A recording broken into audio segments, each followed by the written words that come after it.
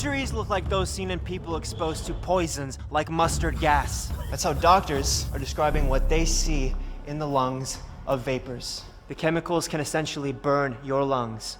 Find the truth at BehindTheHaze.com. At Toyota's national sales event, we don't just help you get the perfect vehicle.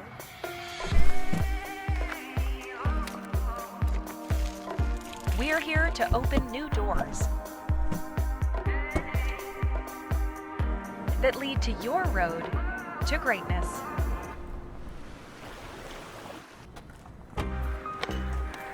Your journey starts at Toyota's national sales event. Toyota, let's go places. At Valleywide Cooperative, we're here when you need us. For 100 years, we have been here to help you with food, fuel, and good old-fashioned advice. And for us, serving is more than a job, it's a way of life, which is why we pour so much into the communities around us. We've employed hundreds of your neighbors. We take pride in that, and in giving back millions in sponsorships, grants, donations, and scholarships. It's our way of saying thanks. We're Valleywide, and yesterday, today, and tomorrow, we're here for you. I'm Corey. I'm a dairy nutritionist here in the Treasure Valley. I decided to get vaccinated because I wanted to do my part to protect myself and my family and my customers from COVID-19. As soon as the vaccines were readily available, I was vaccinated. I would encourage people to do the research, listen to the healthcare providers. When I went to get my COVID-19 vaccine, there was hardly any wait. It was an easy process, is readily available. Since I got vaccinated, I'm confident I'm protected against the COVID-19 virus. My life has returned to business as usual. Ads like this keep popping up.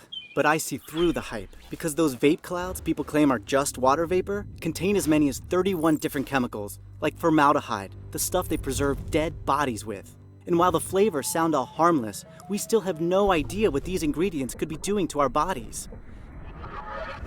But I already see vaping for exactly what it is. Get the real facts at BehindTheHaze.com. It's not a secret that finding a new car this year is a little tricky. Between chip shortages and supply problems, there's more reasons than ever to come to our no-problem dealerships when you need a new car or truck. Our acquisitions team works hard to make sure that we have a great selection of vehicles to choose from, and our easy-to-buy, easy-to-do business with sales team is ready to deliver the same great value price that we've had for nearly 20 years. Teton Toyota, where it's always no problem to buy and service your car.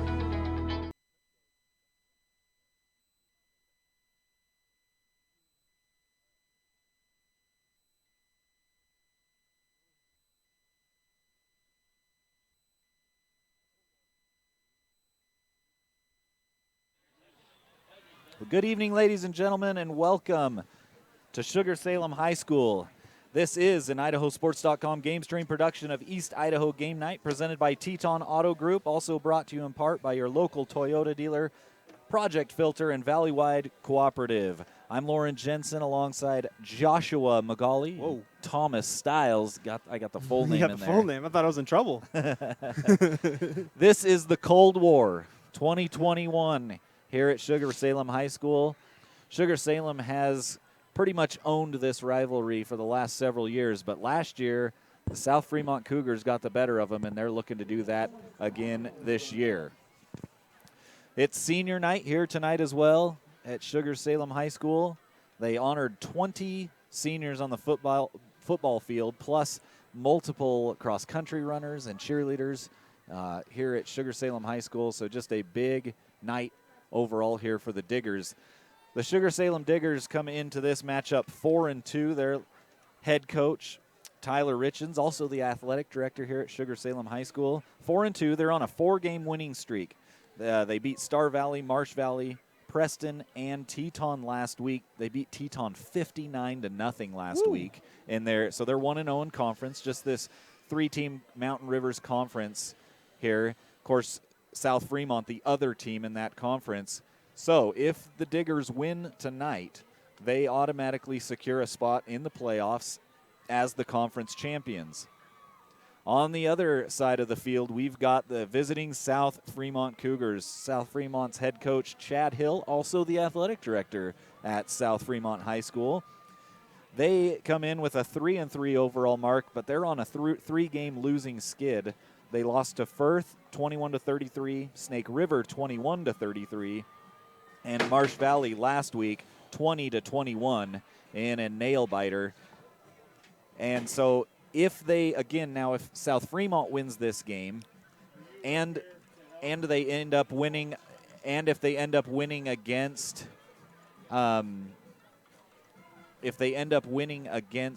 Teton, then they will end up as the conference champions.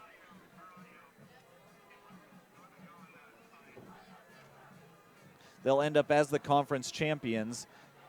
If they lose this game, they will, of course, face off against Teton. If they beat Teton, they come out as the 2 seed anyways, and they will end up as the 2 seed in the conference. They get that second playoff spot, and so they'll make the playoffs anyways. So really what it comes down to is who's going to make the playoffs between. You could have a 3-way tie. They've done that in the past. You could have a 3-way tie.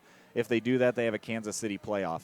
Now, if you want a little better explanation of all that, and of course the 3As overall as a classification for the playoffs, you want to go check out IdahoSports.com and check out Bainey's bracketology. Okay, he's got all classifications broken down. He's got the teams that are already in as of basically last week, teams that are right on, that should be in coming up depending on what happens this week, and then teams that are kind of on the bubble. So check out Bainey's bracketology on IdahoSports.com. Lawrence Bazaar, I'm new to Idaho high school sports, okay? You're telling me the senior class, they've won state championship for Sugar-Salem 3 years in a row. They're going for their 4th, and that's unheard of in some states, and I love it. I love this. They're going to be shooting for this. If they win this game, they get the opportunity for that. So, yeah, that was something we were talking about, prior to the game, is just the fact that, if these seniors win this year, they've got a tall task ahead of them. They will be 4-time state champions in football 3A. We're going to step away for the national anthem. We'll be back here on IdahoSports.com. It's East Idaho game night. Don't go anywhere.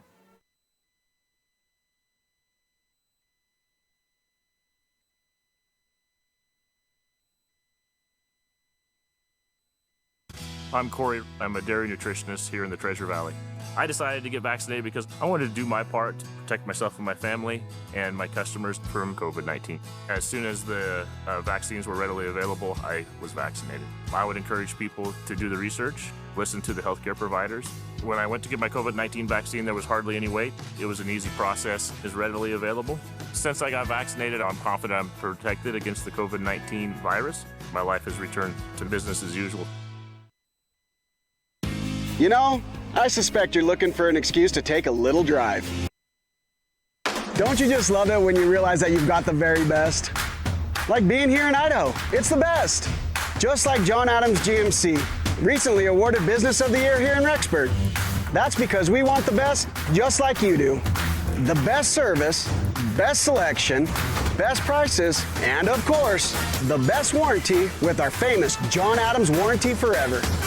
Come and enjoy the best at John Adams GMC in Rexburg, where we're founded on values and committed to excellence.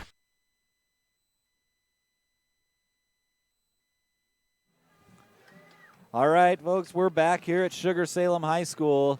The 2021 Cold War here on Sugar's home field. Of course, they've got their home blues with the white helmets, white pants. Across the way, it's the South-Fremont Cougars.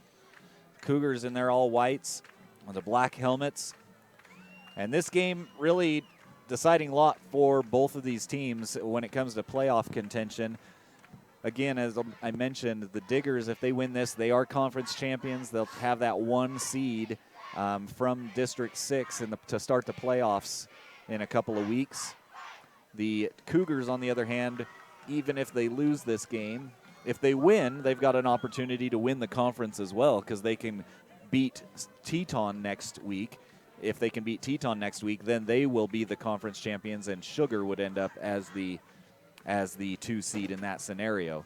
But the Cougars, if they are to lose tonight, they can still get in at the 2 seed if they beat Teton next week. So a lot hinging on this football game and playoff-wise, and then just the pride of winning this rivalry between these two schools.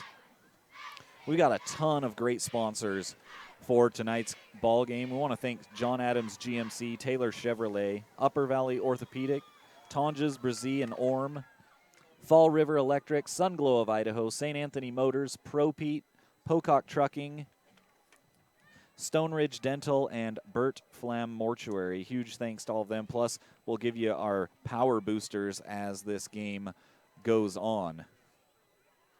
Well, Josh, we've seen now, this is our third week that we've seen Sugar-Salem play. We saw them their opening game of the year in the Rocky Mountain Rumble, and they came up against a very good team out of Utah. I think it was Morgan that they played, and Morgan kind of put it to them a little bit in that first game. Yeah, they embarrassed them, that's for sure. Put it to them a little bit, and then, you know, and Sugar lost their next game as well, and then, like I mentioned, they're on a 4-game winning streak, and so, you know, they had some early injuries. They've kind of got things figured out. They've got Ryan Harris back, I'd say pretty much at full strength, and that's a big deal for the Diggers. And, you know, a 4-game winning streak, they're coming into this on the right trajectory for their season. On the other side, you know, this could be a big confidence boost for South-Fremont coming in on a 3-game losing streak. Yeah, absolutely. I mean, we watched Sugar struggle in the first 2 weeks, and then they come out. We knew they were going to heat up. I mean, they've won the state championship 3 years in a row. They have the championship genes. They're seniors. There's 20 of them. You know, every single one of them contribute to this team, and so they weren't going to allow this two-game skid to slow them down at all. So they're on a high right now. They're really hard to stop. Their run game. I know last time we broadcasted them, there's about 5 Harris last names on them, and they're not all brothers. So forgive us. I know that's what we were doing last time. So. Yeah, they're not all brothers. There are 2 brothers. There are 2 of them that are brothers. Ryan and Carson are brothers, sophomore and senior. But that's it. The rest of them not related by the information we got. So a lot of Harrises down there, but Carson and Ryan, the 2 brothers down there. But I'm sure, you know, they all feel like they're brothers. You know, that's the nice thing about football teams. Oh, yeah. You get real close to the guys that you're on the team with, and so I'm sure they'd all say they're brothers, even if they're not biologically related. And I'm sure I'm going to be calling them all brothers by the end of the night. So that's how it's going to happen. That's how it ended up last time, too. Well, here we go. The Diggers are going to receive the opening kickoff. Out to do the kicking for the Cougars, number 3. That's Kiefer Stoddard. He'll be kicking off for South-Fremont. Now, of course, head coach Chad Hill. I've been acquaintances with Coach Hill for a long time. He has coached baseball. I think he still does coach as the head coach for the baseball team at South-Fremont as well. A busy, busy man.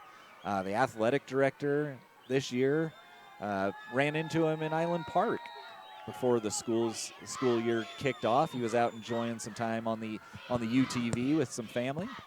So good to be here at a South-Fremont game. The return taken by number 11. Breaks the initial tackle, and now he's got some room down the sideline. Spins free and out of bounds, out around the 47-yard line. A great return by number 11, Jonah Schulteis. Yeah, Schulteis showing a little slippery right there. I mean, I think I saw 2 or 3 spin moves, and next thing you know, they're almost at the 50-yard line. Great return, great start for the Sugar-Salem Diggers. Of course, the Diggers just coming off of Spud Harvest break. Spud Harvest, huh? Yeah. Love it. I wish I had that where I grew up. 2 weeks off for some of these Eastern Idaho schools during Spud Harvest, and you know, we got to see it a little bit up close and personal. I'm from the other side of the state, and we have potatoes over there, but but not like they have here in Eastern Idaho, and it's been fun to, over the years, to be involved in that and see how that happens, see why it's the potato state. Handoff taken for no gain. Well, they're going to give him a yard or 2, it looks like. Yeah, that was Wyatt Harris. That's one of the 5 Harris last name gentlemen. Yeah. We saw him. He is quick. As you see, he's not the tallest, but he is very quick, very agile, and we're going to see him all night long. Yeah, they mix him into the running game quite a bit. Wyatt Harris, and he's back there with Ryan in the backfield, both in the three-point stance. Handoff goes to Wyatt. Wyatt, behind some good blocking, picks up about 3 more across midfield to the 49-yard line of South-Fremont. Yep, and I'm going to just get it out of the way. Number 65, South-Fremont. Connor Puel. Excuse me, I might have said that wrong. But Yeah, Peel. Excuse me. Yep. 6'4", 300 pounds. I think he pushed down a little bit on Wyatt Harris to show him a little, his weight against him. So we're going to be seeing him all night long with his weight and his size and strength against this offensive line. And Connor Peel, a junior, so he'll be back again next year, and we got an early jump on the far side of the line. That's number 9 that jumped early for the Diggers. Braden Shawcroft lined up as basically a tight end over there and jumped a little early. So that'll back him up. It'll be 3rd and 9 upcoming for the Diggers. A big third down spot after they got a great opening kickoff. 10:30 left here in the first quarter. It's East Idaho game night here on IdahoSports.com. There's a lot of games going on around the state, and we've got several of them on Idaho Sports. So you can watch 4 at a time. If you click there, you can watch 4 games and pick the one you want to listen to.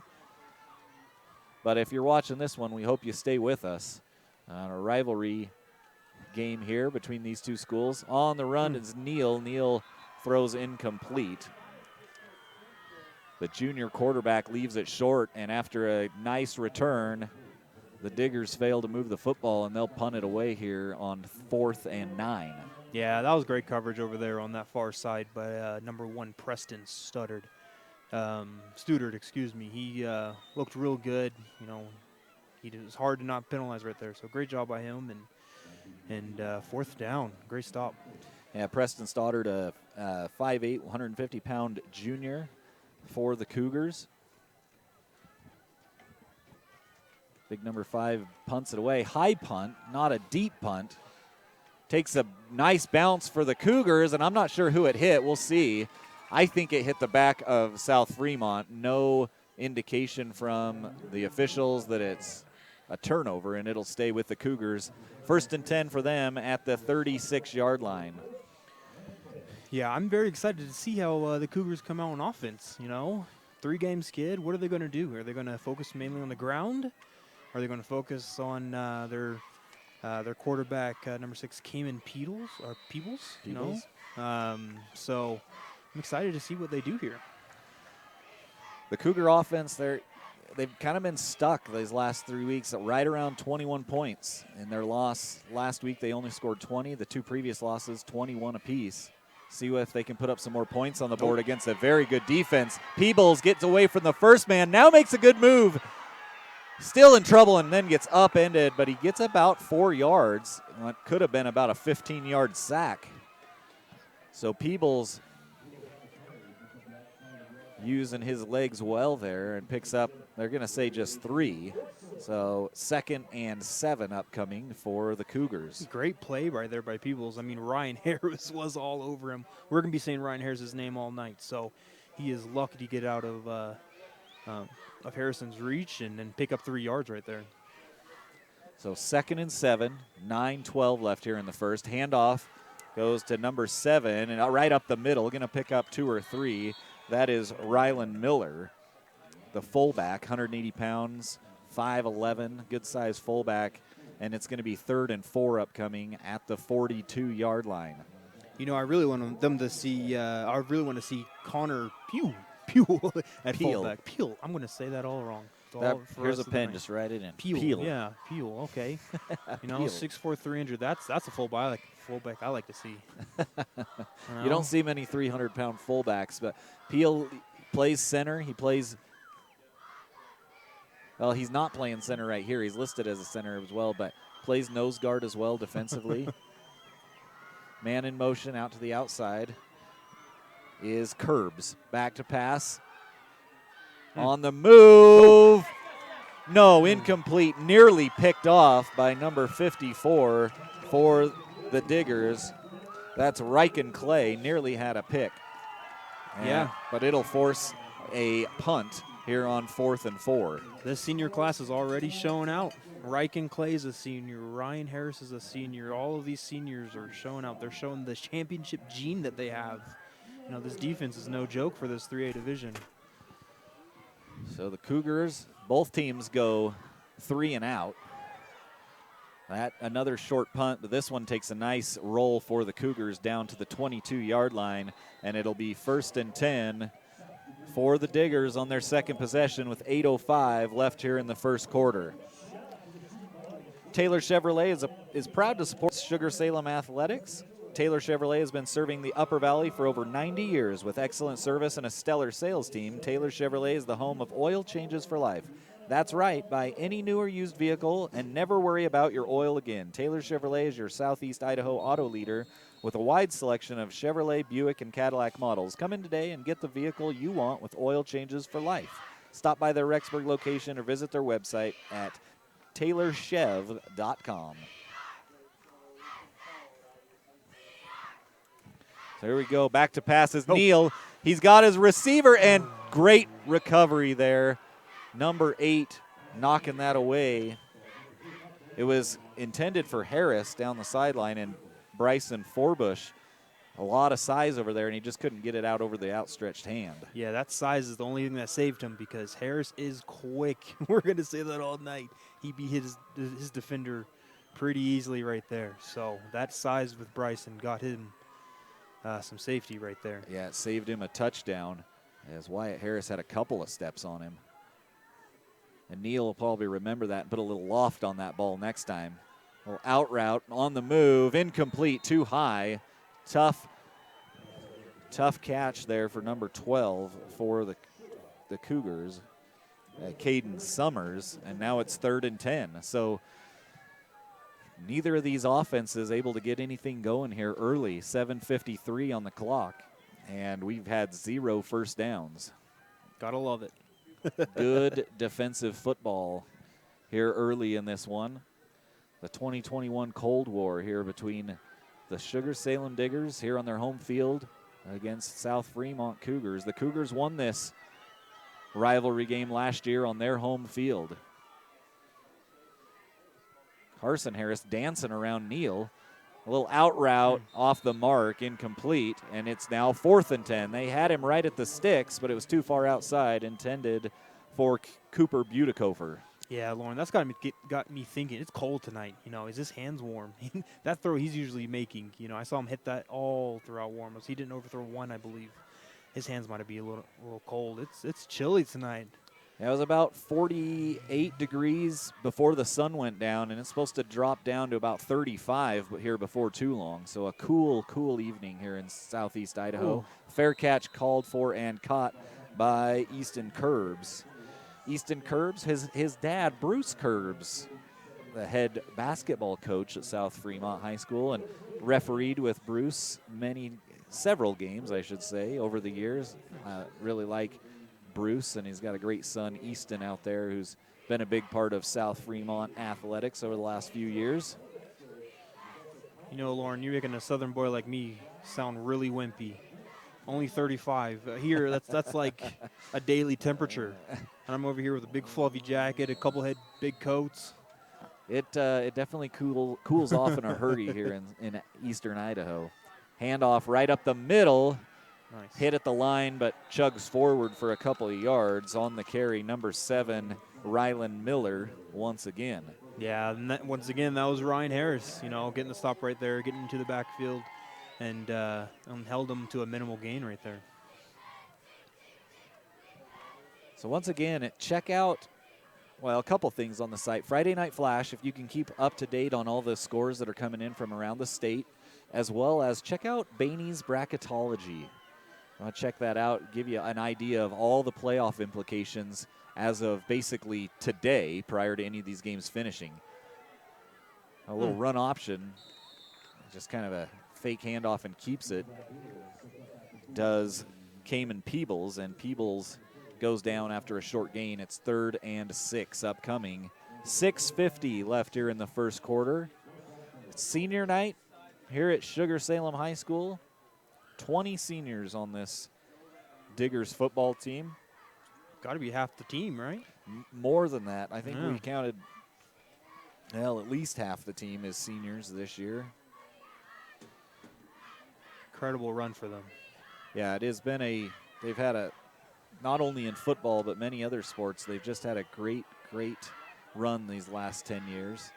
South-Fremont, they've had some great teams as well, especially basketball. They've done very well. As that ball thrown incomplete at the feet of the intended receiver, number 1, Preston Stoddard. So 4th down, and we'll punt again. Now, if anything, the only thing that's really happening here is South-Fremont's winning the field position battle, as they've kind of backed Sugar up a little bit here.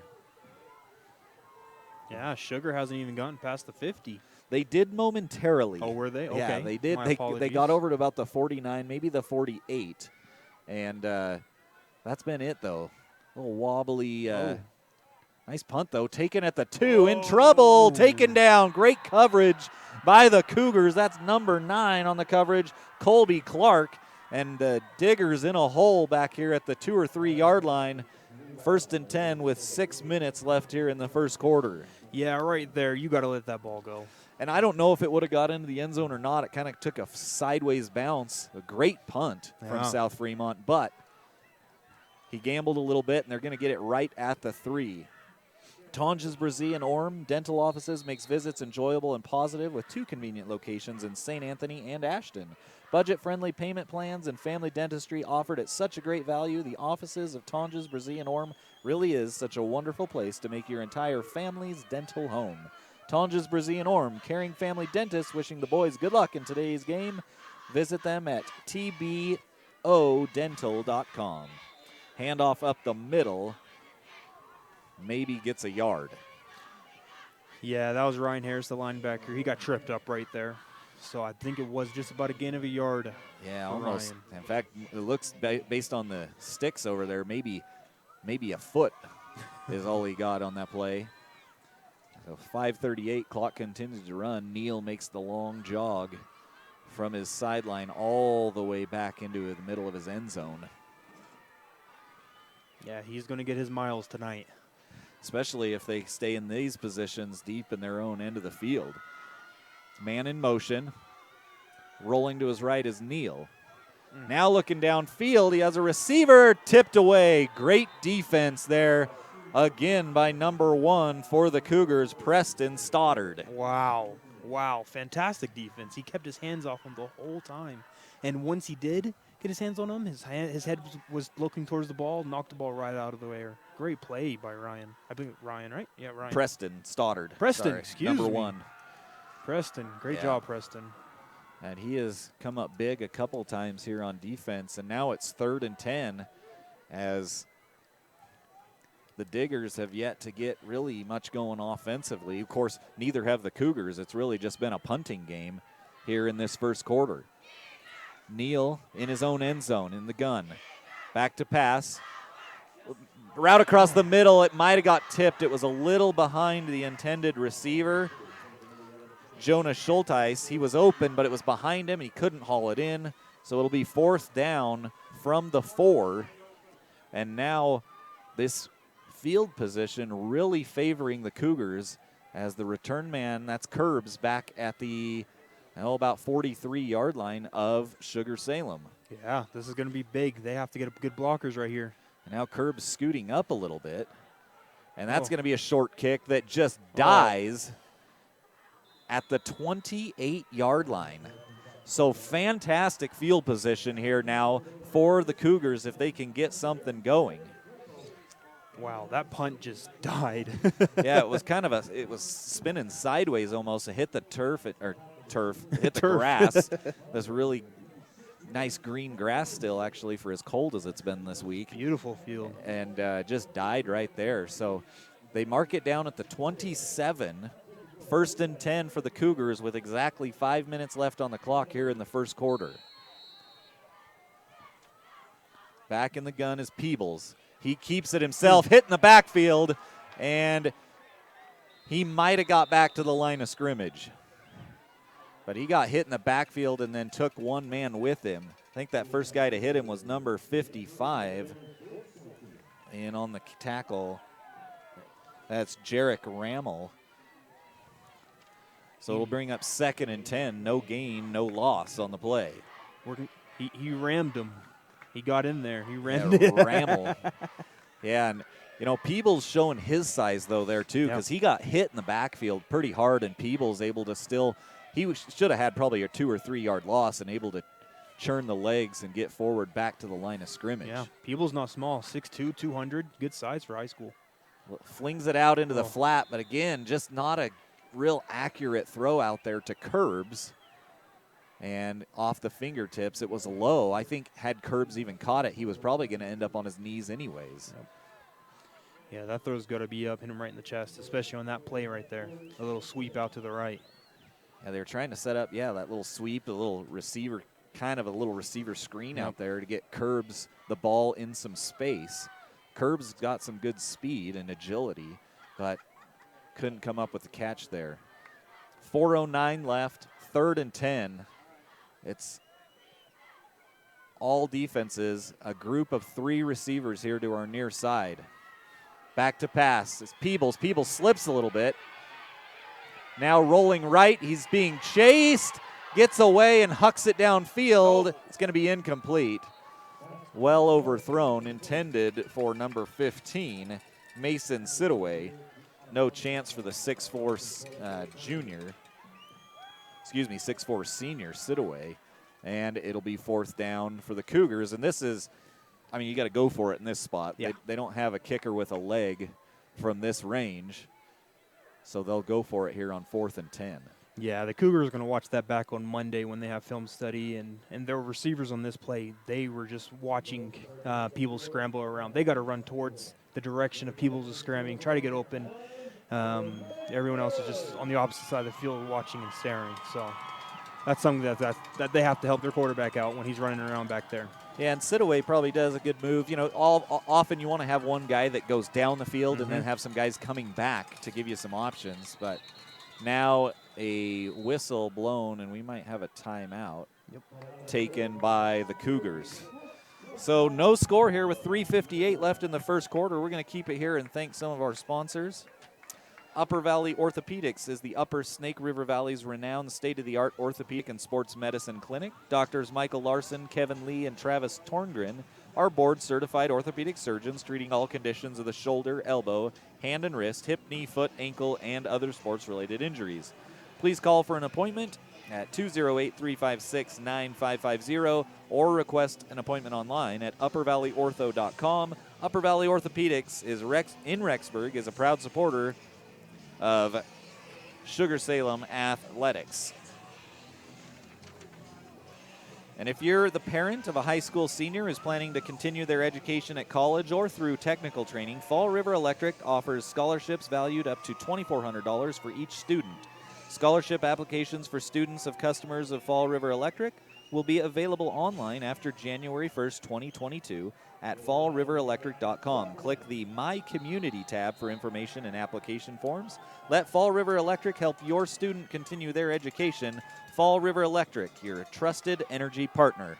Peebles back to pass on 4th and 10. Now rolling right's got a receiver short of the sticks and incomplete.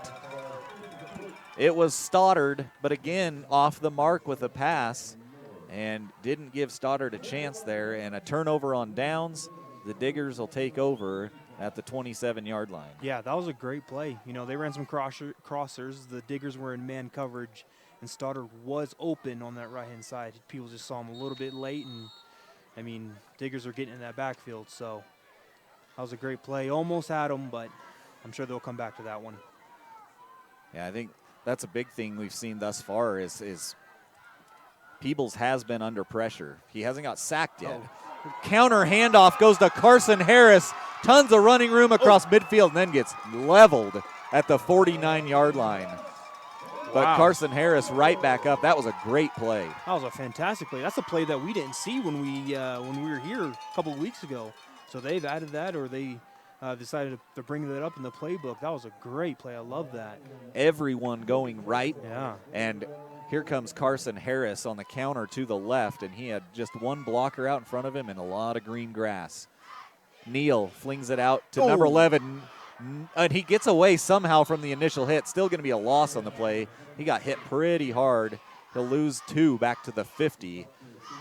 Man, Preston Stoddard, he is a ball hawk. He is everywhere the ball is.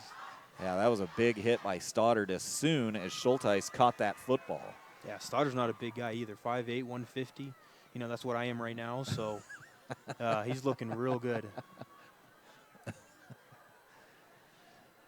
5'8", 150.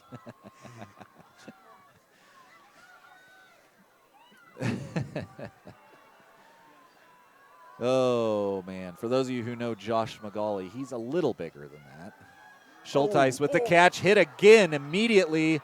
And who is it? Once again, no, that is number 4 that time, coming up from a safety position, Riker Simmons. Yeah, they went to the opposite side of Preston this time, but Riker. Same result. Same result. Great play. Simmons, a free safety, number 4, came up with a big hit right there on Schulteis on the other side of the field at this near hash. Yeah, that's going to go for a tackle for loss for him. And now it's 3rd and 12, so just no, other than that, I guess the running play from Harris and Carson Harris on the couple plays previous, there's been little offense from either of these teams.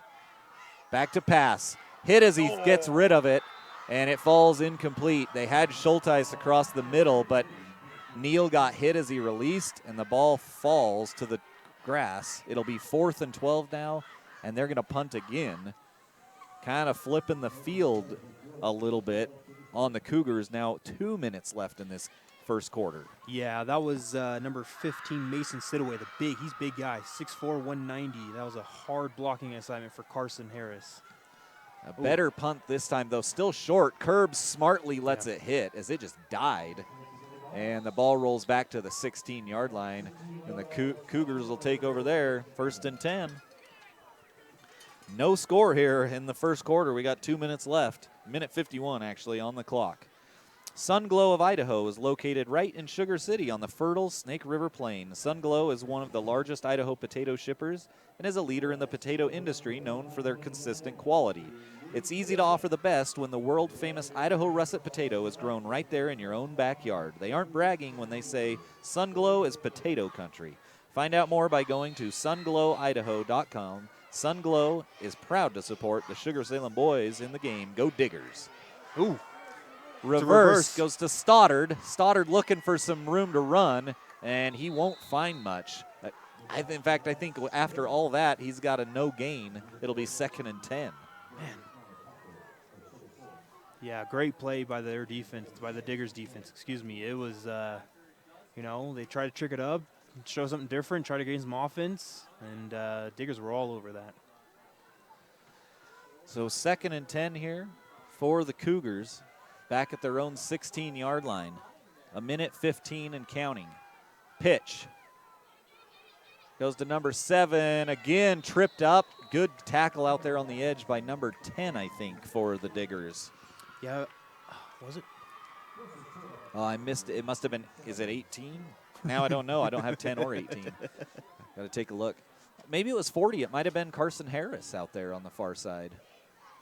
It might have been, yeah. I think it was Carson Harris, 40. The Cougars, when they pitched that, they missed a couple blocking assignments over there on that far side, and great play by Carson Harris to blow that up.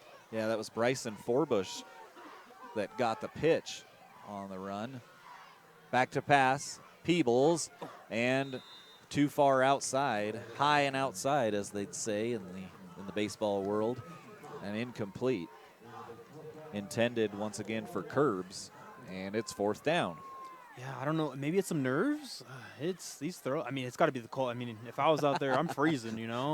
Josh, full disclosure here. Josh is from South Carolina, and it's a little warmer this time of year in South Carolina. Yeah, beautiful 70s, 80s on the beach right now. Schulteis takes it off the bounce. Little inside-out move, and then drug out of bounds. In comes a flag. I think we got a face mask. He got up pretty angrily right there. I didn't see what happened. So it was either a horse collar or a face mask. There was a flag that was thrown. Absolutely. It was just not one of those ones that sails 20 yards into the air. It was just thrown directly to the turf. We'll wait for the call from our white hat. I think that might be Barty. Mike Reed, I think, is our white hat for tonight. Got some good eyes out there, huh? Well, I've known, like I said, I've known these guys for quite a while. It is a face mask. I'm pretty sure that's Mike Reed out there, but you get to know these guys enough and work with them enough and around them enough. You can tell by the way they move. Mm-hmm. It's like, oh yeah, that's Mike Reed. That's Blair Peepo. That's Rick Stowers. You know, some of these guys that you just worked with over the years. All right, here we go. Digger's best field position. Yeah, after that face mask, it'll be Neal under center. Going to use the running game. First man through. Oh. It's Carson Harris breaking through into the secondary. Inside the red zone down to the 15. 1st and 10 for the Diggers. Wow, that was a very fast handoff. I don't know if the Cougars were ready for that. You know, it was basically a fullback dive, and great play, great time to call that, and Carson Harris using his quick agility to get up the middle. So the best scoring opportunity of the ball game thus far, 40 seconds and counting, and a actual first down other than by penalty, or second, excuse me. That's Ryan Harris on the carry that time, I think, picks up a yard or two. Yeah, they tried to do the same thing, just the opposite way, and the Cougars were ready for that one. So 23 seconds left here in the first quarter. The Diggers in a good scoring position here as they're going to let this clock run out. That'll be the end of the first quarter. So no score here in the opening quarter. It's senior night. The Cold War here at Sugar-Salem High School. It's 0-0. The Diggers and the Cougars all tied up. We're going to keep it here. And thanks some more of our great sponsors. St. Anthony Motors.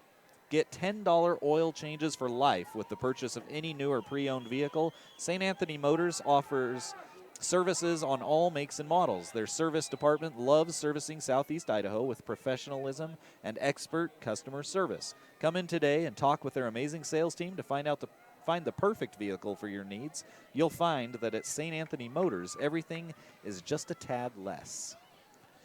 And ProPete Fertilizer is an enviro-friendly product that reduces leaching. ProPete can help replace organic matter back into the soil. Peat-bound nutrients released when plants need them. Carbon 90 Plus binds nutrients to the natural carbon of peat moss, encouraging steady plant growth for healthier turf with less mowing and thatch. ProPete is a great product for turf and ornamental applications. Uses range from lawns and gardens to shrubs and trees. ProPete wants to wish the Sugar-Salem Diggers good luck tonight. And Pocock Trucking is based in Sugar City, but they send trucks all over the western United States and Canada. As we come back here for the second quarter, handoff right up the middle goes to Carson Harris. Harris, I thought, broke free for a second, but gets wrapped up after about a 3 or 4 yard gain. So right at the start here of the second quarter, it's 3rd and 4 for the Diggers in their best scoring opportunity thus far. It's been all defense. I don't know how many 3 and outs we've had, plus a turnover on downs as well. Yeah, it's not the first quarter that we were all expecting, but it's the first quarter we love because it's going to be a good football game. Good defensive football right now. 11-19. Handoff around the left side. That's number 5 on the carry. He's not going to get there. They're going to be short. We'll see what they decide to do here at 4th, and that's about 2. And the Diggers appear like they're going to go for it. The ball's sitting right at the 7. I think the sticks are just inside the 6, so 4th and a long 2. And the Diggers are going to go for it. Neal under center, and he got him to jump. So Neal with the hard count gets the defensive line to bounce into the neutral zone, and they pick up the first down. 1st and 10 for the Diggers. 1st and goal, actually, for the Diggers from inside the 4. 10:36 left to go here in the second quarter. The Diggers trying to get the first points on the board here at home. Handoff to Harris up the middle. That's Carson Harris. No signal yet from the officials. We're waiting for it. Nothing yet. There it is. Touchdown. Touchdown Sugar-Salem on a straight dive from Carson Harris. And they do score the first points here on senior night, 6-0 Diggers. Yeah, great drive. And they started at the 38-yard line. Were able to go and get a score. Is exactly what they needed to start this game off right for them. So Carson Harris with a 2-yard touchdown run. The PAT is up and in by the kicker, number 81. He's a senior as well on this Cougar team, or on this Digger team. That's Kyle Brunson. Knocks it through, 7-0 Sugar-Salem. Well, Pocock Trucking, they're based in Sugar City, Idaho, but they send trucks all over the western United States and Canada. Pocock Trucking is full service, and by that, they mean they do everything. They haul bulk commodities like feed, fertilizer, grain, and potatoes. They offer minor shop repairs, and they have a full service lube bay. They grow potatoes, dairy quality alfalfa, and more. They can even sell you a used truck if you need one. Pocock Trucking's main office is in Sugar City, and their truck shop is located in St. Anthony. To find out more, go to PocockTrucking.com. Pocock proudly supports Sugar-Salem Athletics and wants to wish them good luck in tonight's game. Pocock Trucking, a huge thanks to them. They have been have supported us and their local school, Sugar-Salem, and at times South-Fremont as well for years. And we appreciate them and their support here on IdahoSports.com. That ball going to get through the back of the end zone for a touchback. And the Cougars will start over 1st and 10 from their own 20. The wind blowing out of the south, basically blowing from south to north. And so wind got under that one a little bit. Just a little bit. Sailed into the end zone. Just a little bit, yeah. I'm excited to see what the Cougars do on this drive. You know, they've stalled a little bit. They've had great field position. Let's see what they do. Change it up a little bit. And I know Peebles have struggled throwing, but I know he'll come around and hit some throws, and confidence will get back in there for him. It'll be a little tougher throwing now going into the wind, but yeah, a big spot here for South-Fremont. Try to answer that touchdown. Good tackle after about a gain of 3 or 4 on the carry. That's number 7 for the Cougars, Rylan Miller. Yeah, great stop right there by number 12 and number 44. Caden Summers, then Ryan Harris again, right there in the middle of that defense. 9:50 and counting here. It's East Idaho game night here on IdahoSports.com. We hope that you're enjoying the broadcast. And those of you that are watching the broadcast, you're in out of the cold, I would assume, where it's nice and warm and sitting next maybe to the fire, drinking some hot cocoa, enjoying some Friday night football. Nowhere to go for Stoddard. Excuse me, that was 7 again. That was Miller. Got caught in the backfield. And yeah, that was big number 82, Boyd Sorensen, senior. You know, we're seeing him pregame. He's looked a little bit bigger this time. About 6'2", 225, and shown right there. Great stop by him off the edge. Boyd Sorensen, he's got that pink undershirt sticking out just a little bit there. Of course, it's October, Breast Cancer Awareness Month. It's my favorite color right there, fun fact. Peebles, of course, back there. He's got the wristbands that are pink. He's got the tape on the left ankle that's pink. A few of these guys supporting. And are we going to have delay of game? Yes, we are. So the play took too long. Coach Chad Hill almost out onto the hashes, kind of looking at Peebles saying, hey, we got to get going.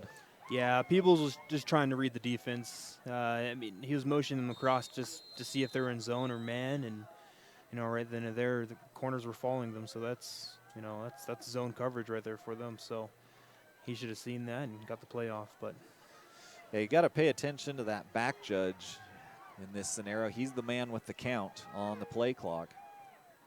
Back to pass is Peebles. 3rd and 12 down the side, double coverage. Ooh. Great catch by the receiver. No. Yes, they are going to say it was caught. My mistake. I thought for a second the back judge was signaling incomplete, but he was stopping the clock. So a big pass play there, and you talked about it, Josh. Peebles needing to complete some passes. That's a big one. yeah, what a great throw. I mean, that receiver, I'm sorry I didn't catch who it was, but he got a great jump off the line, beat his man, and a fantastic throw by Peebles. Yeah, and that receiver did a good job of using his body to shield off the defender, too, because it looked like it could have been picked off. Peebles keeps it, hitting the backfield, still churning, but it's going to fall forward for about a half yard, just shy of the 45-yard line. It'll be 2nd and 9. Yeah, got hit by the big man in the middle, Ryan Harris again. First one to get there, and, I mean, he's having a great game right now for himself at that middle linebacker position. I was just thinking, there's not much better you can be doing on a great Friday night after a long week. Sit here and watch some high school football. Just a beautiful night, cold night, but a beautiful night for football here in Eastern Idaho. Playoffs approaching in a couple of weeks. It's just a good time of year. Back to pass, Peebles across the middle, and that ball pops free and incomplete. Hit immediately was the intended receiver, Bryson Forbush. And that ball couldn't hold on. Yeah, Bryson's got to catch that one. That hit him right in the numbers, but great play by number 11 on Sugar. Schulteis. Yeah, Schulteis, excuse me. Yeah, the returner. Yeah, great play by him, and I'm sure number 8 will catch that one next time. People's is going to pull him aside later and tell him he's got to catch that one. Help me out, man. Yeah, I mean, he took a big hit, like you said, from Schulteis, but you're right. He had it in the right spot. Would have been a nice, 5-6 yard pickup and put him at 3rd and manageable instead of 3rd and 9. Yep. 7:26 left here in the second. Rush coming, and down he goes. Wyatt Harris sacks Peebles all the way back. And that's maybe one of the first sacks for Wyatt Harris, the 5'7" senior. Wow. Shot out of there like Speedy Gonzalez. Yeah, they blitzed their slot corner. I love it. He got in there quick, showing his speed. And might be his first career sack. I love it. Well, he won't. If it is, it was a good one. But hopefully he's got some more than that. A bad punt. And now it hits Sugar. And South-Fremont's going to get it short of the original line of scrimmage. That's my favorite part. They get the ball at the 40, 3 yards short of the original line of scrimmage. Oh, man, there's got to be communication right there for Sugar. So it hit Sugar. So the question is here, what's the scenario because it's short of the line to gain? I mean, it was if you're going by the rule, it has to be Cougars' ball. Yes, it is. There he goes. Yeah.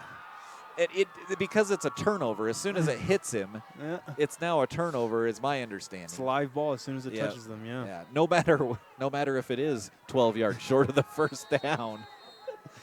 I love high school football. Man, you can't even get just crazy things happen. Exactly. Right? Like that. Exactly. Yeah. I mean, that might have been drawn up by a coach over there. I love it. Hey, kick it short and hit one of the return guys that's not looking in the back. Good play. Good play. Peebles back to pass.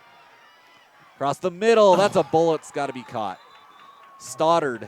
Again, it was just a little behind him, but that's hit you in the hands. You've got to catch that. Yeah, Peebles is frustrated. I just saw his reaction after that drop, and he's frustrated. And, I mean, frustration is not good as a quarterback right there for him, and so he's got to calm himself down. This next possession, he's got to talk to his receivers. Say, help me just a little bit. And Stoddard, obviously, they're frustrated, too, in dropping those passes. Obviously, they're not trying to not catch the ball. They want to make those catches, but they've got to pull those in. Peebles back to pass again. A bullet down the middle, picked off. And takes a hit for it, but a turnover. Peebles threw it right into the hands of number 55, I think, 54. It was Riken Clay. 54 Reich and Clay. Man, that was a bullet, too. And Clay just snagged it out of the air. Wow, great hand-eye coordination. That was a bullet. Oh, my goodness. Yeah, Peebles was taking a little of his frustration out on that throw right there, and Clay just reached up and snagged it. Oh, my goodness. Wow. Great play by Clay. So a turnover on the punt that hits the Diggers, and the Cougars recover it. They turn it right back over to the Diggers. Good field position for Sugar here at the 36-yard line. 6:31 left in the second. Neal going down the middle of the field, overthrew the intended receiver. And he's going to say he got tripped up, but I think it was more of a feet getting tangled. That was number 3, Cooper Butikofer. And I thought that he kind of like stumbled. And he's claiming, yeah, I got tripped up, and he probably did, but it's just incidental. Yeah, it's football right there. You know, I love that play, though. It was a one-man receiver or one-man route, and he did get past the safety right there. So he had the step, just got tripped up just at the last second. Handoff up the middle to Ryan Harris, I think, on the carry. Pickup of about 5. It's going to be 3rd and 5 upcoming for the Diggers. Yeah, they love that little play right there. Just that straight dive right up the middle. And they'll run it to Carson Harris. They'll run it to Ryan. They'll run it to Wyatt. It's the Harris show. Yeah, the Harris family tree. I know they're related somehow. Way, way back. We know Carson and Ryan are. Under center is Neal. Handoff. That's number 5. Good stick. Great tackle. Getting low was number 6. That was Peebles. Yeah, it's the getting quarterback. low on 5. Cooper Porter just stopped him dead in his tracks. 4th down. I mean, Cooper put his shoulder into him, so Peebles took a big hit right there. Yeah, that was a good matchup as they just, both of them stopped. Yeah. 4th down and about a long 3 here for the Diggers. Last time they were in this position, they got the Cougars to jump. Will they try it again? No. Rolling, in trouble. Gets rid of it behind the intended receiver, incomplete. As Neal rolled right into the oncoming rush of number 9, Colby Clark, who really affected that throw, made him get rid of it early, and a turnover on downs back to the Cougars. Yeah, I think that was an unblocked edge rusher right there for him, and great way to play him, great way to get in the eyes of Neal, and great play by this defense, by the Cougars defense. So the Cougars turn them over. So we had a turnover on a punt, then an interception, and now a turnover on downs. I think it's only gone about 10 yards for the past 6 minutes. Yeah, a lot of action here between the 30 and 40 in this quarter. 5:07 left here in the second. The Cougars with the ball. Peebles almost picked off again. 12 got up. That was number 12. Caden Summers nearly picked it off. Caden was reading the eyes of Peebles, and he jumped perfectly. What a great play. He's hating on himself right now. Threw his mouth guard on the ground, just mad at himself. That's a tough ball to pick, though. Yeah. I mean, he's only 5 yards from Peebles when he throws that. But a great job, like you said, timing the ball, getting the hands up like they're taught to do on that defensive line. Nearly had the second interception of the game for the Diggers. Yeah, the Cougars, they've been running that little same screen a couple times, and so he's definitely seen that. Peebles trying to step up, nowhere to go. Gets stuck in the backfield and dropped. About a 5 or 6 yard sack. And it'll be 3rd and a long 14 now for the Cougars. Hey, that Wyatt, line just collapsed. Oh, absolutely. And Wyatt Harris was right in the middle of it. You know, the small giant, 5'7", probably, 135 maybe. You know, he was right in the middle of it. And the last time we saw Sugar, he became one of my favorite players out there. And he's doing it again. So Harris now, they're out there in coverage on the far side. It's spread formation here. One man into block. Peebles looking across the middle, and Ryan Harris nearly picks it off. Sitting right in the middle. And that bionic arm right there got in the way that time. He almost snagged it. He I did. mean, it was pretty sticky right there. He almost got it. Ryan Harris got up and nearly picked that one off. He's frustrated with himself.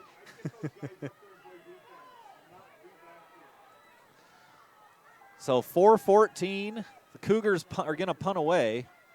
That's a better punt into the wind, and they got to get out of the way. It takes a good little roll for the Cougars down to the 46-yard line. It'll be 1st and 10 for the Diggers.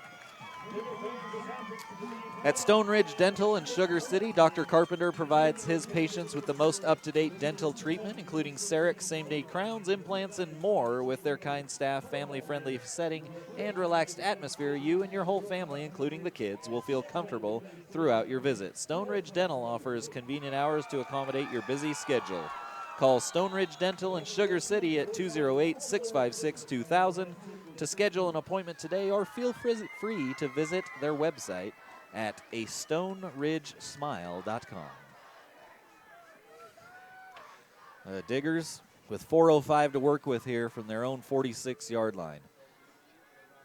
Straight take from Neal. Neal spinning forward for about a 6-yard gain.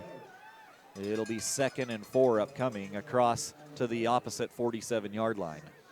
You know, this is right around the area that they should call it one of my favorite plays of play action deep ball. You know, they're covering this near side single coverage down here. I wonder if they're going to take advantage of that.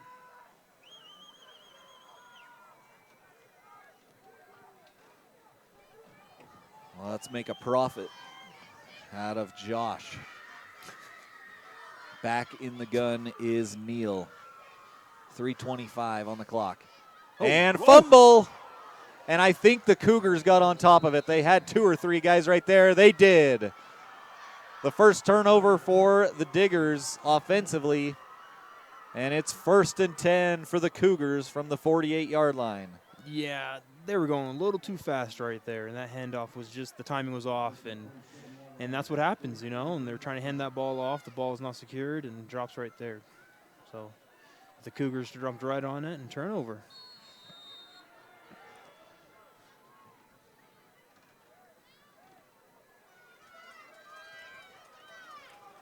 1st and 10 for South-Fremont.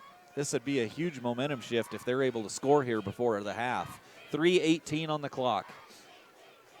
Men shifting all over the place for the Cougars. 3 wide outs to our side. Peebles by himself in the backfield. He's just on a straight draw, but hit in the backfield and dropped. A sack. Big number 82 for the Diggers, Boyd Sorensen. Yeah, and I think that's what they tried to do last time that he got sacked. Is they tried to do this little QB draw, and that didn't work. You know, Diggers are all over that, and so I believe he lost about a yard or so on that, and so put him in 2nd and 11. Yeah, defense has been stellar really on both sides. The Diggers with that one drive, aided on a 4th and 2 by a encroachment penalty. And a nice throw, a little comeback route, caught for a 1st down out to the 41-yard line. A nice pitch and catch there. I think that's number 10 on the far side for the Cougars. Yeah, Cooper Hurt, big number 10, 6'3", 190. Great play right there. Great throw too. You know, great, ran to the sticks, drove his defender off, and then turned and shielded him. Picked up the 1st down. A good timing throw from Peebles. A little bit of a confidence booster too, so we'll see where this goes. 2:10 left here in the 1st half. Different formation than we've seen. Oh. Are we going to have a false start? No. They throw it in the inside screen, nowhere to go. Basically going to be maybe a yard loss, maybe 2. Wow, there's, man, a 3-yard loss. I thought he got a little more than that initially. There was some confusion there. I saw that they were trying to do like a little tight end screen or something right there, and a little confusion to start off, and everything was off. You know, timing was off, throw was off, so they'll come back to that one. I love tight end screens. You know, get us big guys in football, get us some highlights sometimes. So. You 5'8", oh, 150 sorry. guys. my apologies. 5'8", 150. 2nd and 13, 1:20 on the clock. Back to pass, Peebles. Rush coming. Sacked. Boyd Sorensen just blew up his blocker, shedded him, and took down Mr. Peebles. Yeah, this is the Boyd Sorensen drive right here. That's 2 tackles for loss, a sack, and, well, I believe 2 tackles, actually, or 2 sacks, excuse me. Timeout taken, by the Diggers. Yeah, Sorensen, like you're saying, all over the place defensively. So a timeout taken on 3rd and 19 here. The Diggers hoping to get the ball back with some good time left on the clock. 1:02 here on the clock, so a little time left to make something happen. Burt Flam Mortuary in St. Anthony understands how difficult it can be when your family experiences a loss. Their professional and dedicated staff will walk you through every step of the process, helping you create a unique service that best fits your values and needs. Find out more by visiting them online at flammfh.com. That's Flam, F-L-A-M-M-F-H for funeralhome.com, or give them a call at 208-624-7351. I want to thank our power boosters, too. There is a slew of power boosters as well. Upper Valley Orthopedics, Burt Flam Mortuary, Madison Memorial Hospital, Crapo Trucking, Grand Peaks, Affordable Quality Healthcare, Sunglow of Idaho, Helena Agra Enterprises, Taylor Chevrolet, Bingham Memorial Orthopedic Institute, Pro Pete Fertilizer, Pocock Trucking, and John Adams GMC. Huge thanks to all of our sponsors, of course, our major sponsors as well. Back to pass. Peebles across the middle, nearly intercepted, but a flag comes in, maybe defensive holding. We'll see what the call is from the back judge. Yeah, I thought he was going to take a shot this near side. This receiver down here streaking down the sideline here, but chose over the middle, and I think he got the right call here. But I think it is going to be defensive holding. It is. There it is. Defensive holding. 3rd down still, so a 10-yard penalty. So they'll basically get, it's going to be 3rd and 9 now.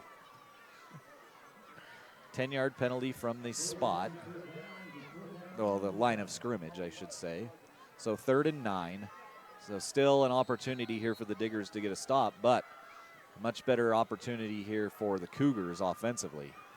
Rush coming, gets it away, but again, off the hands of the intended receiver, Cooper Hurt. And now it's 4th and 9. And I got to think you're going to go for it here, right? Yeah. With just 50 seconds left in the quarter. And I thought they were going to do something a little bit different, you know, maybe a crossing route, maybe something underneath to give them a little bit easier, because we know we're going to go for 4th down right here, you know, give them a little bit easier 4th down. Yeah, pick up 5 or 6 yards and get you a 4th and short. I'll kind of open the playbook up a little bit. High snap, they just pooch punt.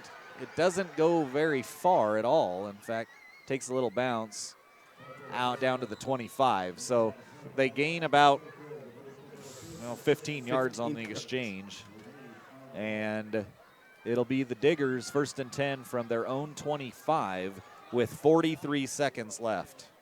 A low-scoring game here.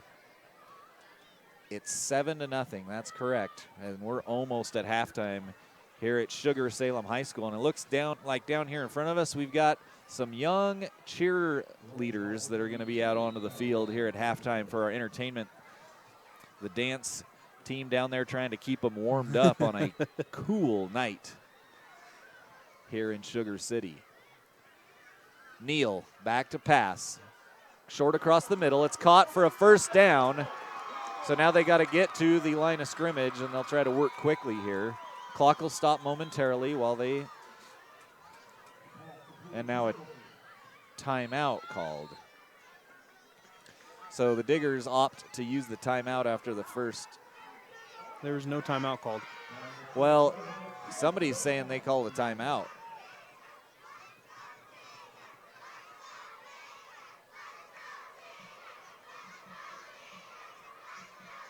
Yeah, somebody. So now, did they call a timeout? No. No, they did not. I think the umpire for tonight's crew, I think that's Brent Martin down there. very good football official and basketball official for many years. They get the first down. Now a timeout. The clock should have stopped, I thought. Because it was a first down. Well, unless he said he was short. They're giving him first down. They're moving the chains, it looks like. Maybe not. There it is. Yep. So now the timeout taken, I believe, by Sugar. So head coach Tyler Richens calls the timeout there. You know what I'm noticing on this drive, and I'm loving it? They're putting Boyd Sorensen in at halfback or running back, and he's just in there to block. You know, he's a huge kid, 6'3", 225, and he's going to give Neal the time he needs to throw, and I'm loving this. So a timeout was taken after the first down. It's 1st and 10 from their own 49, 27.9 seconds left. So, but they're moving pretty well down the field with what they've been given, just getting 10 yards at a time here, getting first downs and trying to get out of bounds. But timeouts, they are now out, I believe, of timeouts. That was their last one. So now we got to work the sidelines if you're a Digger fan to try to conserve time. Again, like you mentioned, Sorensen in there to help block. Down the sideline, they've got a man, a comebacker, and nearly caught it. Incomplete. Good coverage by number 2 out there for the Cougars. Yeah, excuse me, that's 1. Was it? Oh, it was Preston. It was Stoddard, yep. Yeah, so Preston Stoddard, great coverage, but number 4, Trevin Holman, a little dark up here, beat him off the line, and just a little bit underthrown. Almost a great catch. Almost a one-handed catch right there. But yeah, Holman held up, and then he had to make a late adjustment because it was just over his head after he kind of slowed up, and he's getting asked about it, like, you just keep running, young man, but he thought it was going to be underthrown. Probably, caught the wind a little bit. That wind is coming from the south. Inside screen. Schulteis, room to run. He's got to get out of bounds. And he does, luckily.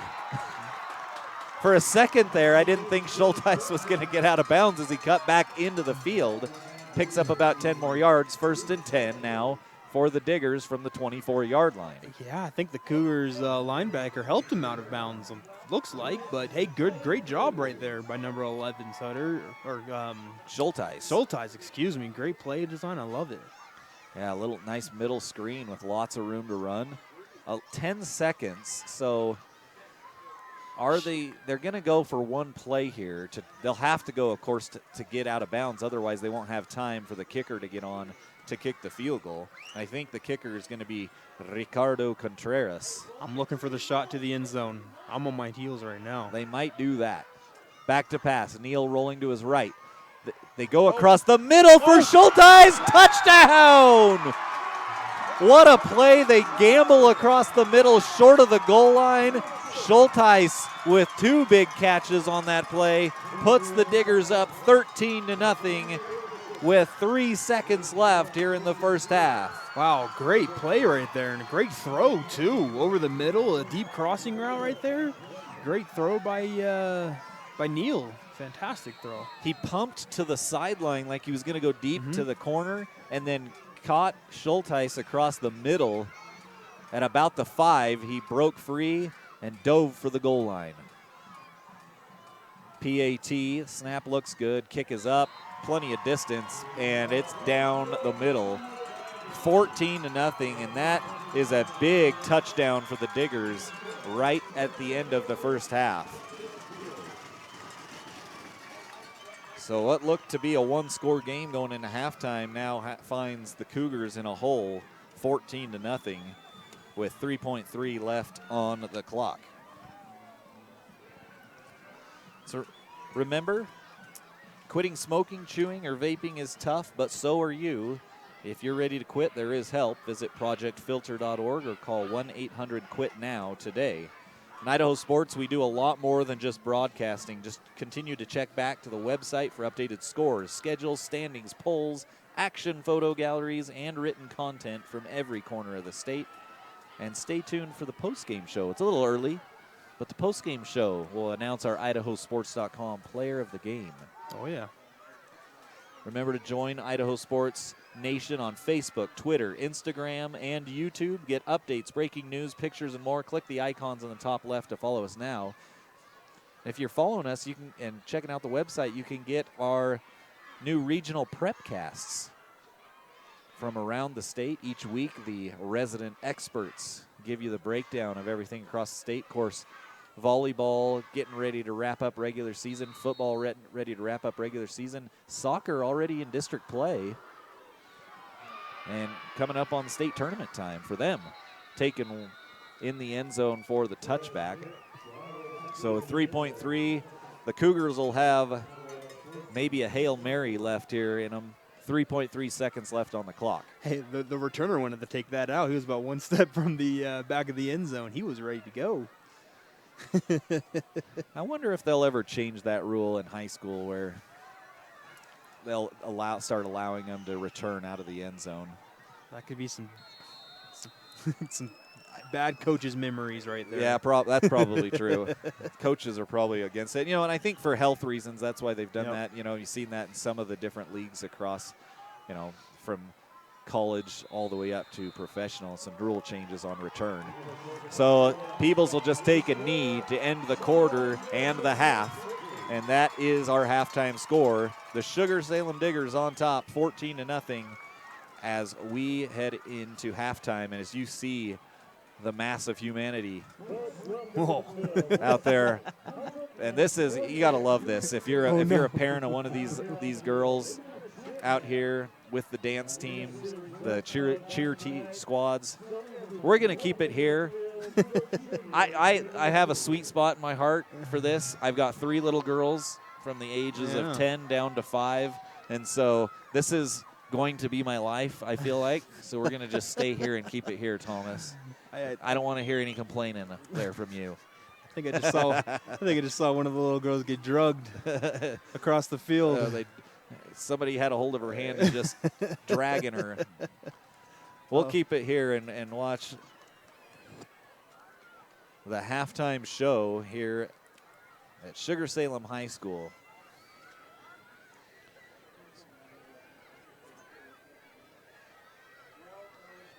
Of course, a lot of pink and white out there as the home team on top, 14-0 here at halftime. I'm going to thank, while we watch here, thank some of our sponsors.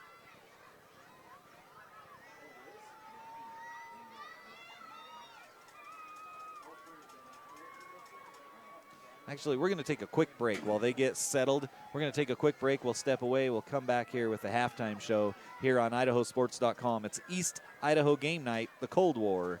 The Sugar-Salem Diggers on top of the South-Fremont Cougars, 14.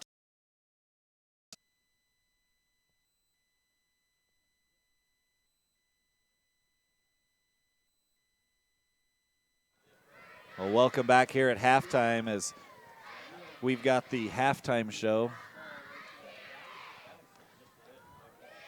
The young Digger cheerleaders here, if we can get them all into view, there is a group of them.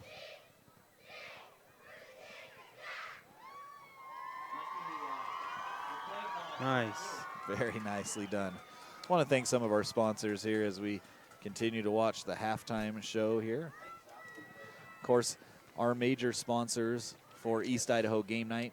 It's presented by Teton Auto Group, brought to you in part by your local Toyota dealer, Project Filter, and Valley-Wide Cooperative. Huge thanks to all of our major partners. Also want to thank our local sponsors, Fall River Electric, Sunglow of Idaho, St. Anthony Motors, Pro Pete Fertilizer, Pocock Trucking, Stone Ridge Dental, Burt Flam Mortuary, John Adams GMC, Upper Valley Orthopedics, Tonja's Brazilian Orm, and Taylor Chevrolet. Huge thanks to all of our local sponsors. And our power boosters, Upper Valley Orthopedics, Madison Memorial Hospital, Crapo Trucking, Grand Peaks, Affordable Quality Healthcare, Flam Funeral Home, Helena Agri Enterprises, Sunglow of Idaho, Taylor Chevrolet, Bingham Memorial Orthopedic Institute, Propete Fertilizer, Pocock Trucking, and John Adams GMC, and Burt Flam Mortuary as well. Huge thanks to all of them as we went from the cheerleader portion now into the dance portion. The youngest girls right there in front. It's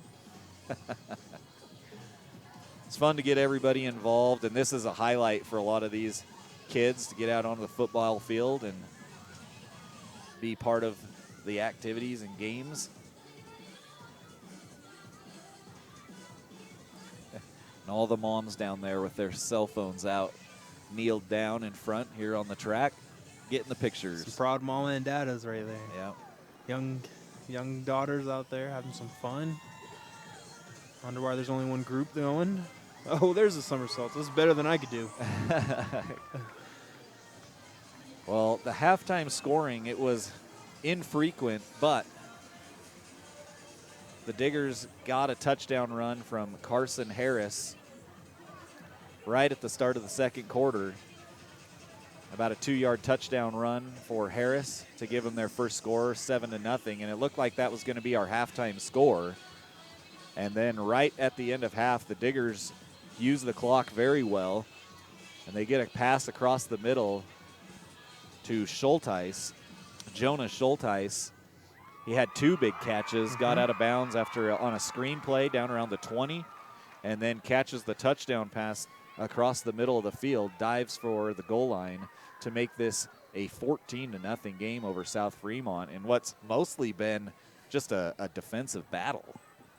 Yeah, there's been a lot of turnovers on downs, offensive turnovers.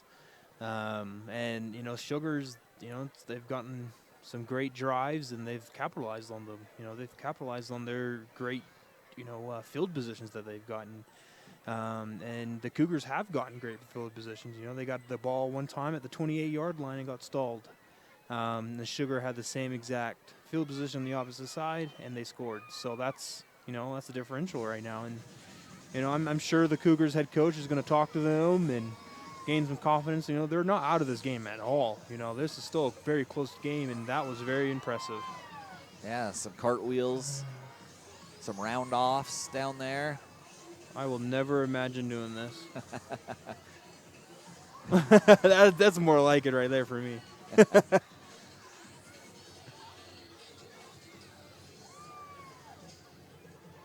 A cool night down there for all these kids.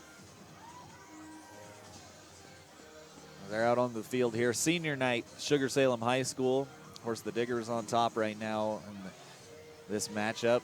If the Diggers win this, they'll head in as the conference champions, as they've already defeated Teton last week.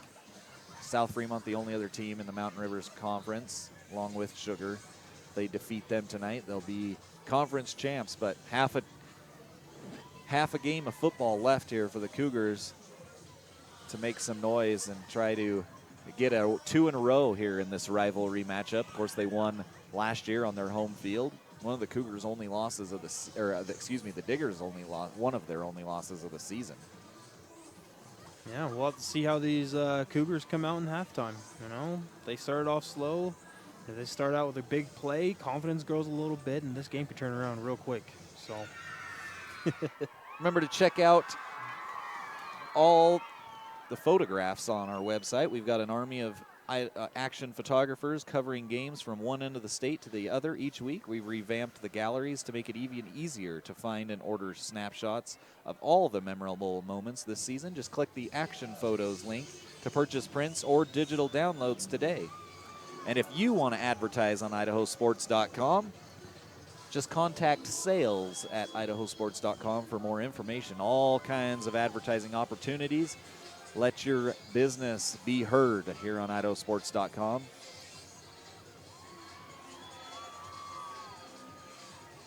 As they're highlighting all the different age groups of cheer groups out there. for Sugar-Salem. Some back handsprings going on out there from this group. Very nicely done. I am very jealous. To be able to do that. Yeah. Well, my small frame will never be able to do that. And if you're interested in joining our team here on IdahoSports.com, we're always on the lookout for talented people that want to get involved in what we do. Salespeople, producers, camera operators, writers, photographers, even broadcasters. You can just email editor@IdahoSports.com to find out more.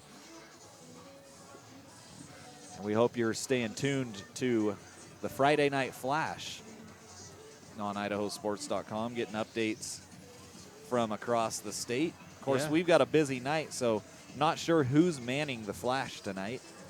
Some great games going on tonight, you know. Highland and Rigby. That is a big one. That's a huge one going on right now. Of course, you've got Madison and Idaho Falls, yeah. a big conference matchup. Idaho Falls having a heck of a season. A very phenomenal game last week at the Emotion Bowl. We were lucky to get that one in. Oh, man. They win. They make a huge comeback in the second half to win that thing and to push them to 6-1 on the season. And you know, they're one of those teams that's pretty almost locked in for a playoff spot. Of course, if Madison beats them, that kind of changes things a little bit. So the Tigers trying to get a win tonight in the 5A ranks. Yeah. Give you a couple scores. In fact, in that game, Madison up as of our last score that we have, 14-7 over Idaho Falls, and that's at Ravsden Stadium. That's one of those games we have on IdahoSports.com if you want to watch that. Tim Belknap there on the call with that one, with Matt Kelly as well. Rigby up 24-14 at halftime over Highland. So, you know, a game that's close still there. That game is at Rigby. I believe we also have that game on IdahoSports.com as well. Rocky Mountains 17-13 over Meridian. That's a close one between two 5A powerhouses on the other side of the state. Let's take a look at the 3A ranks. Homedale up 14-0 over Weiser, and that's two, basically ranked 1 and 2 pretty much in the state, both in the same conference, Homedale and Weiser, and so Weiser trying to get on the winning side of that matchup. They're in 3A, right? Yep, both those teams 3A, both in the Snake River Conference over in District 3. Kimberly up 14-6 over Buell. My wife's alma mater, the Buell Indians. We'll have to throw our updated score in here for our game as they've got us down to 0-0. I'll have to go in and update that. 2A ranks Westside all over Aberdeen, 41-0 right now. And that looks like the only score. No, we have Wendell all over Valley, 35-6 as well in the 2A ranks. Let's take a look at the 1As. Nobody in yet on the 1A D1, 1A D2. North Gym, big over Mackey, 62-0.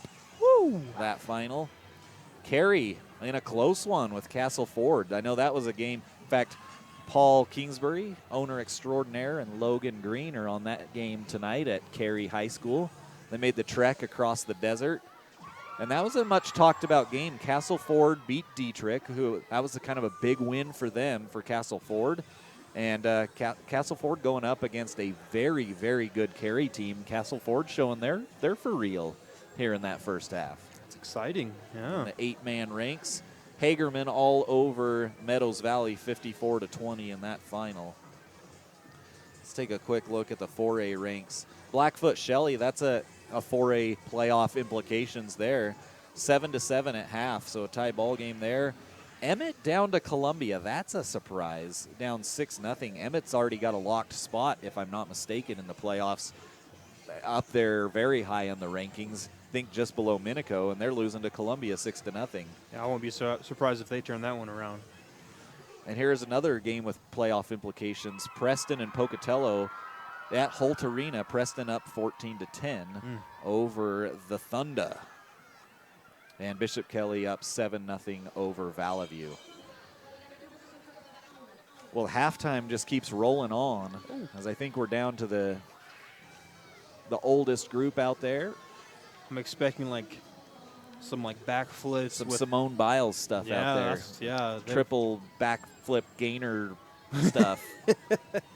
Something that I can only dream of. You know, these girls, they put in a lot of work to be able to do these, as do their coaches. There's the backflips from the girls in the back. Very nicely done. Wait. Oh. Some walkovers. Very nice. You sound like you've commentated some gymnastics before. I have a daughter that's in gymnastics. I'm starting to learn very slowly what some things are. Oh, I thought she was going to do another one. Round off back handspring. Oh, into a backflip. Very nice.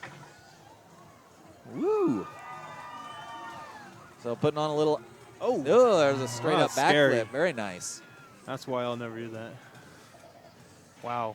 A great job by all of these young ladies. Oh.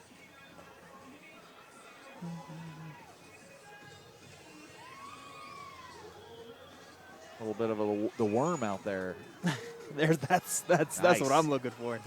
I could do that. A great halftime show here from the young ladies here from Sugar-Salem and from Sugar City and the surrounding area.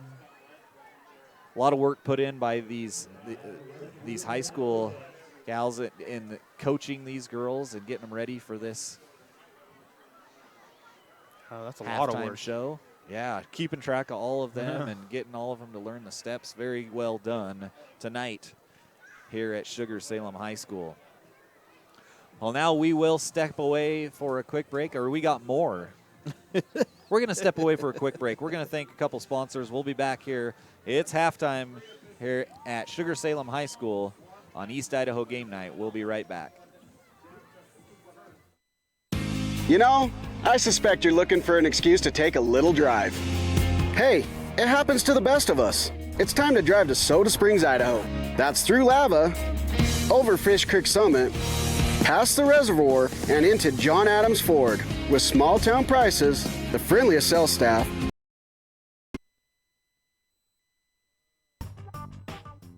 It's time to start planning for back to school. That's why I got my kids vaccinated for COVID-19, so they can be protected from COVID when they're back in the classroom. Kids 12 and older can get vaccinated. The vaccines have been researched and tested. They're safe and they work. Getting vaccinated was quick and easy. You can walk into a pharmacy to get one. We got our COVID-19 vaccine, and I hope everyone will choose to get vaccinated too. Get a free COVID-19 vaccine today. Find a location near you at covidvaccine.idaho.gov. Lead the charge into a brighter future with the all-new 2022 Volkswagen ID4.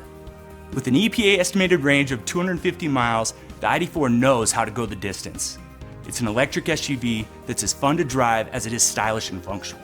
You don't have to sacrifice good looks for great performance. So stop by our dealership today and jumpstart your year with the Volkswagen ID4. Teton Volkswagen, where it's always no problem to buy and service your vehicle. At Valleywide Cooperative, we're here when you need us. For 100 years, we have been here to help you with food, fuel, and good old-fashioned advice. And for us, serving is more than a job, it's a way of life, which is why we pour so much into the communities around us. We've employed hundreds of your neighbors. We take pride in that, and in giving back millions in sponsorships, grants, donations, and scholarships. It's our way of saying thanks. We're Valleywide, and yesterday, today, and tomorrow, we're here for you.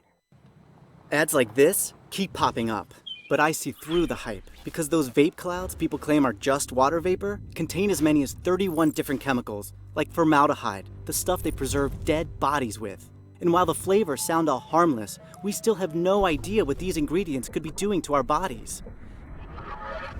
But I already see vaping for exactly what it is. Get the real facts at BehindTheHaze.com.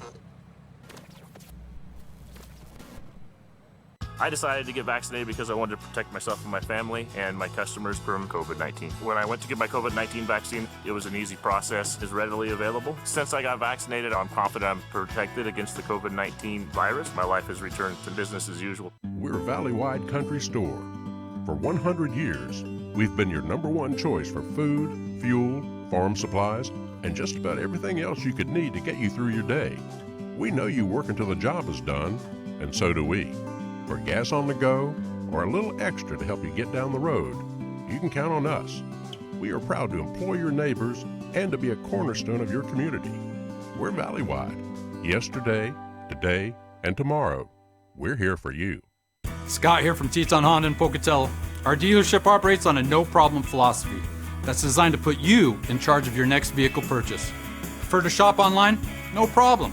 Evenings or weekends? No problem. Need a wide range of financing and leasing options? No problem. So whether it's one of our beautiful new Hondas or just a vehicle that's new to you, at Teton Honda, we'll help you find the perfect vehicle for your needs. Experience car buying like never before at Pocatello's only No Problem dealership. Well, welcome back here as we're just underway in the third quarter. The opening kickoff taken by the Cougars for a touchback as they'll take over here. 1st and 10 on their own 20, just underway here in the third quarter. We had a great halftime show. All the young ladies out there, the cheer and dance squads. But we're back to football now. Peebles takes it straight up the middle, wrapped up at the line of scrimmage, and then driven back.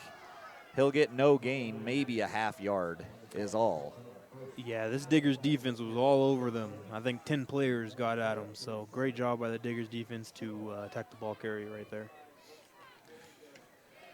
The Cougars haven't been able to get anything going offensively. They've had some opportunities, but just could not capitalize. The Diggers, on the other hand, they score once right at the beginning of the second quarter on a 2-yard touchdown run from Carson Harris, and then about a 20-yard touchdown pass right at the end as a bad snap takes Peebles back. Peebles gets rid of it. Good throw, good decision.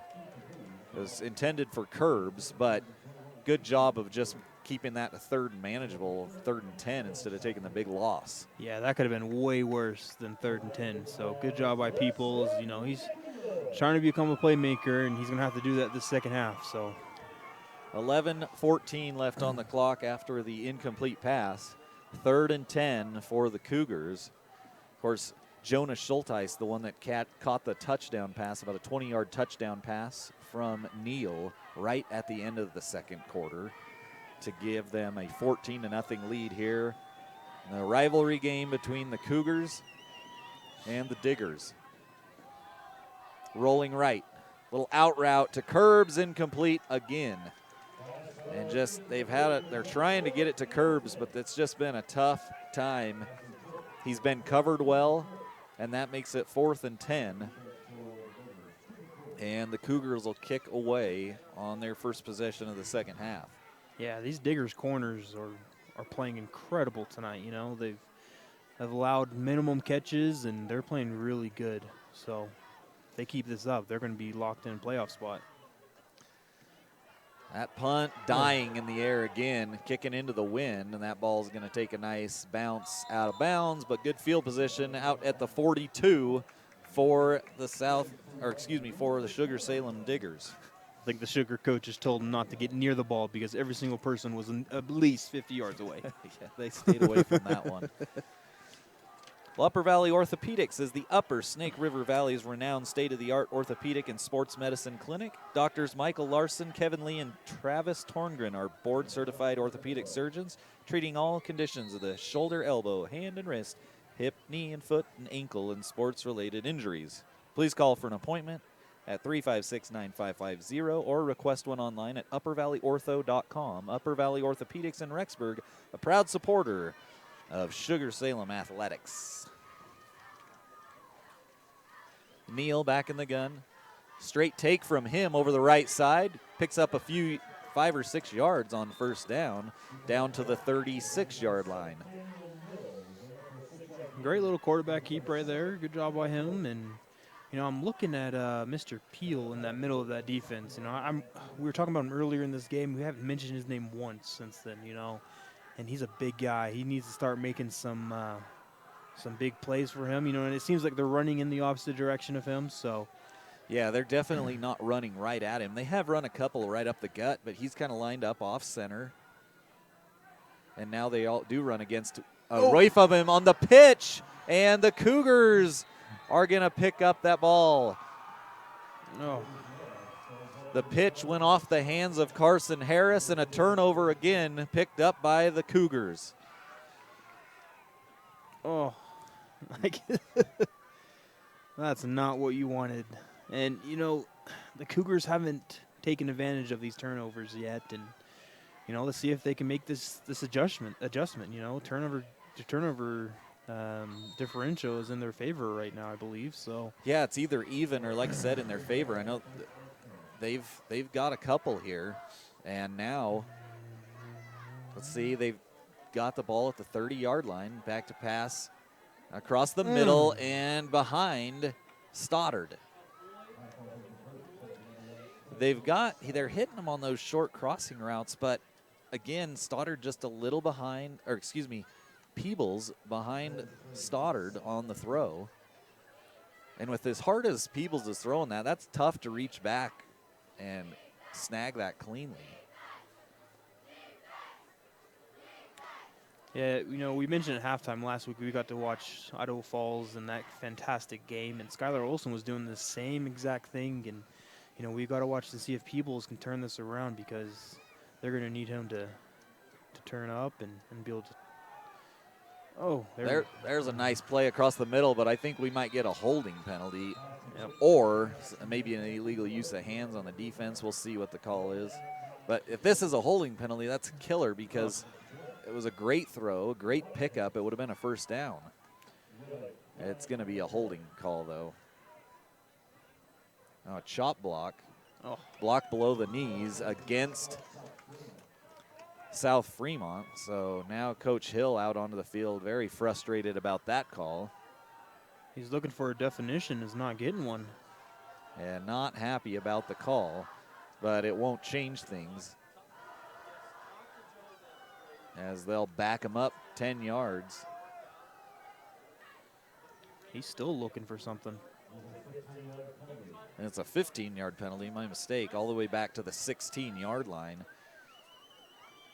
And I'm not sure if that's a 10-yard from the spot of the foul or if it's 15 from the original line of scrimmage. I'm not sure how that penalty is enforced. 10:06 left on the clock. It's second and a long, long ways. Back to pass across the middle.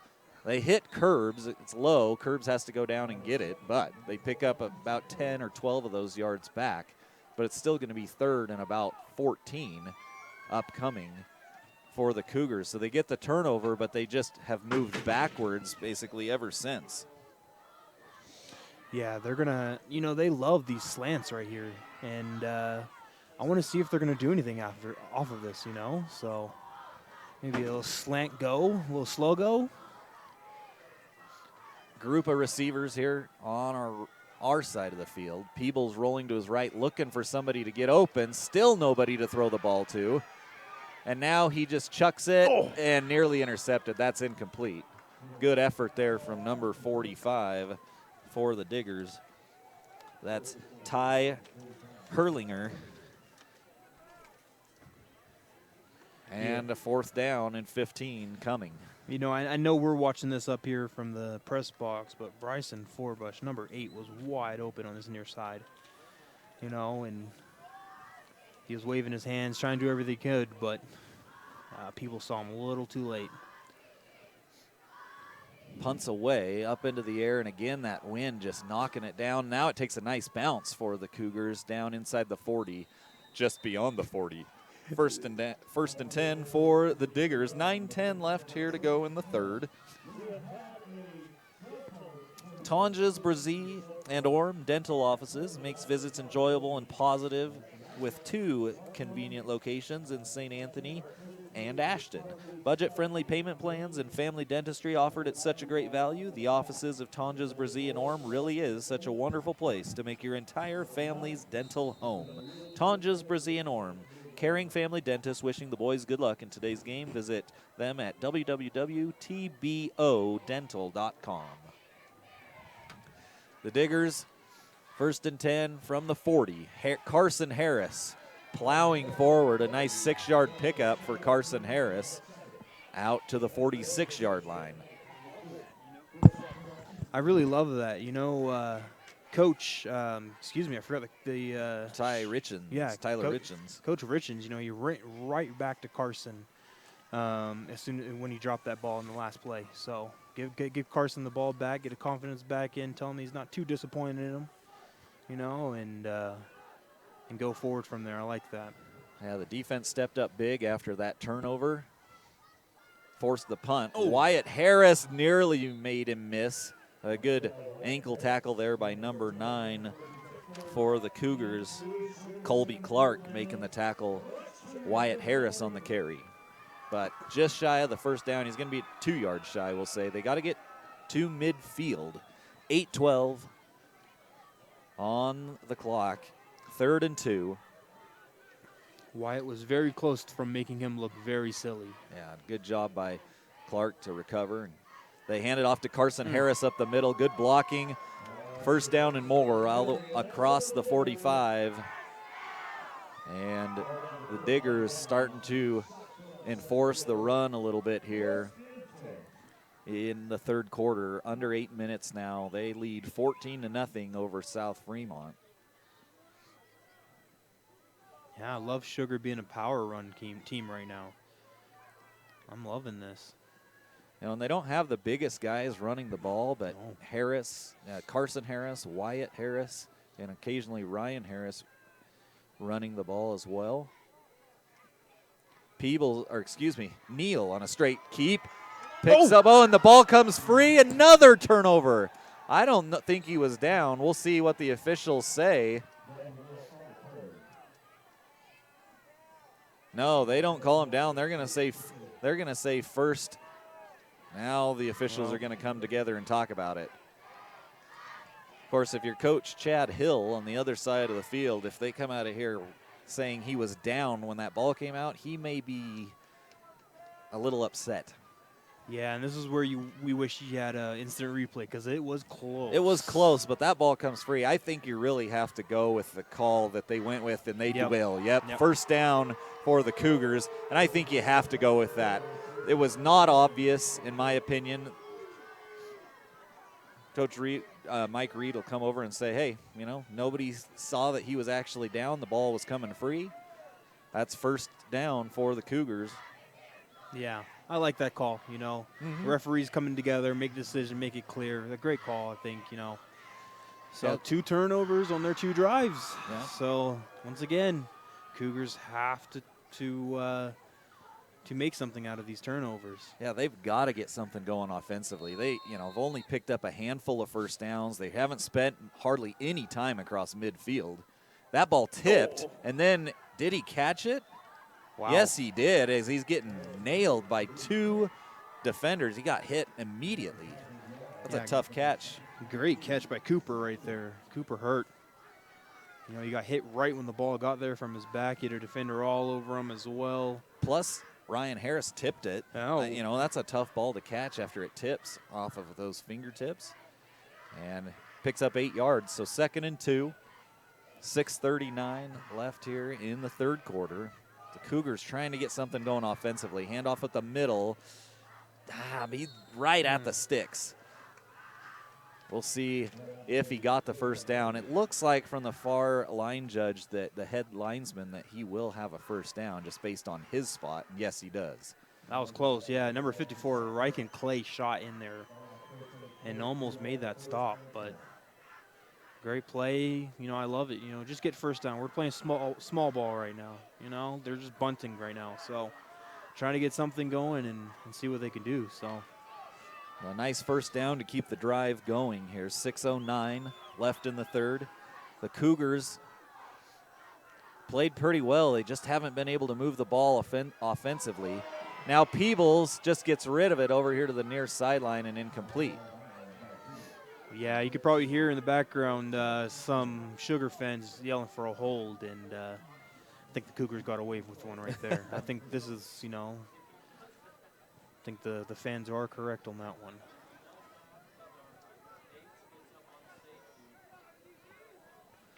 So Peebles flushed out of the pocket, throws it incomplete for 2nd and 10. With 5:57 on the clock. And they're going to have to get moving here, else they're going to end up with another delay of game call. I think that's Mike Colson, the back judge here tonight. Across the middle as curbs, and it hit him in the hands for a first down, and that's been the story of the night. Unfortunately, another dropped pass as Peebles, when Peebles got claps from his coaching staff, hey, that's the throw. That's where we've got to have guys catch the ball. And now it's 3rd and 10. Curb's not able to control that one, and it's 5:51 left on the clock. Yeah, Peebles put him right where he needed it to. Great throw by Peebles. But, young man, keep your head up. Keep it up. Keep throwing the ball, so.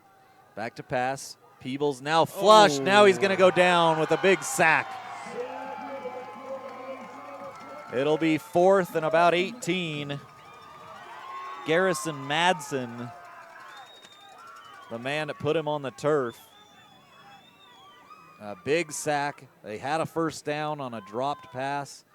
And now after the sack, it's 4th and about 18, and they'll have to punt away again after forcing another turnover. This Sugar defense is no joke. Punt up in the air. It's a short one again, just dying in the air. And now it's taking a nice bounce. And again, that ball just barely gets back to the original line of scrimmage. I am loving watching this punt crew for the Diggers during halftime. The coaches definitely told them to get out of the way because they're going about 10 yards down the field and shooting towards the sidelines. Well, the wind is really blowing pretty hard. I mean, we've probably got a 15 to 20 mile an hour wind coming from the south, so they're kicking that ball right into the wind. Oh, it's not an easy kick for sure. You get that ball up into the air, and it's just dying.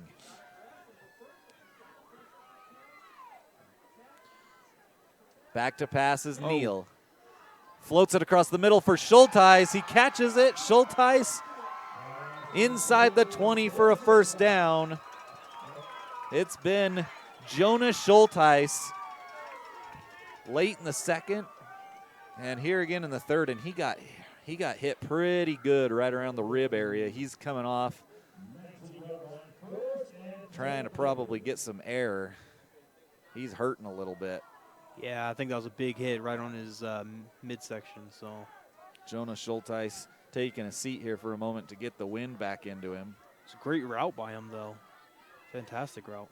Neal, handoff right up the middle, faked me out. I thought it was going to 5, the ball carrier, but it ended up going to Carson Harris, number 40, up the middle, picks up about 2. It'll be 2nd and 8 upcoming. 4:30 left here in the third, and the Diggers just working the clock down. It hasn't been the cleanest played ball game on either side of the football, but the Diggers have done enough to put 2 touchdowns on the board.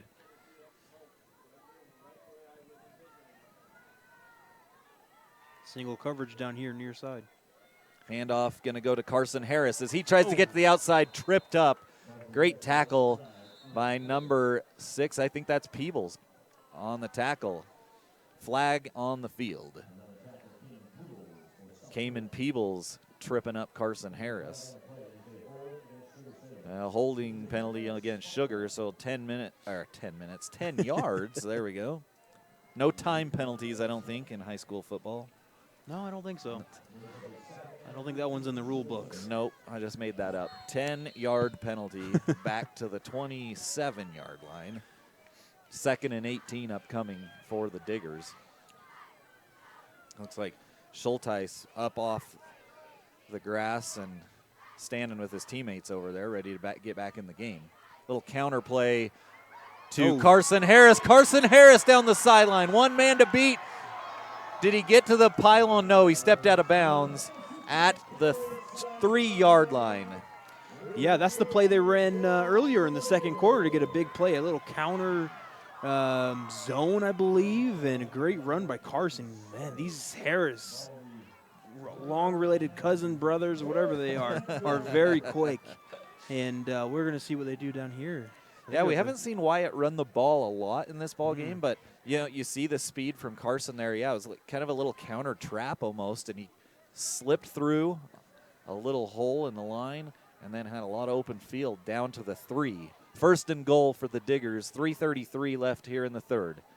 Handoff to Wyatt Harris right as we talk about him. Touchdown, Wyatt Harris, number 20. And the Diggers now on top 20-0. I love it. A little power running with their strong man in the backfield. 5'7", 135, 145 pounds. And I'm giving him some weight, but I love it. Good blocking up front, too, by that offensive line to make some room. You don't have to make a big hole for Wyatt Harris, but you got to get enough so he can get through. And the kick up and good. Knocked through by Kyle Brunson. And it's 21-0. The Cougars yet to score here in this ball game. They've had opportunities. They've forced turnovers. They just haven't been able to move the football. Taylor Chevrolet is proud to support Sugar-Salem athletics. Taylor Chevrolet has been serving the Upper Valley for over 90 years with excellent service and a stellar sales team. Taylor Chevrolet is the home of oil changes for life.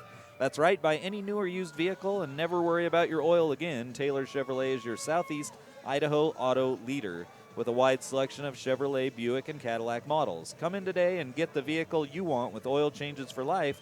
Stop by their Rexburg location or visit their website at TaylorChev.com. Sunglow of Idaho is located right in Sugar City on the fertile Snake River Plain. Sunglow is one of the largest Idaho potato shippers and is a leader in the Idaho potato industry, known for their consistent quality. It's easy to offer the best when the world-famous Idaho russet potato is grown right there in your own backyard. They aren't bragging when they say Sunglow is potato country. Find out more by going to sunglowIdaho.com. Sunglow Idaho is proud to support the Sugar-Salem boys in the game. Go Diggers. And another touchback off the foot of Contreras. Ricardo Contreras. Nice kick there. I need some potatoes. Hey, what? Josh and I had a phenomenal steak and baked potato in Orofino, Idaho this week. Fantastic. I can't, I'm going to dream about it for weeks. So good. Oh, man, that makes me hungry. I'm thinking about steak now. Lauren. Sorry. 3:30 left here in the third. It was just, it was a great steak. Oh. Little fake run there for Curbs. Curbs just had to reach out and try to knock that down more than anything as he had Wyatt Harris right on his back. Incomplete, 2nd and 10.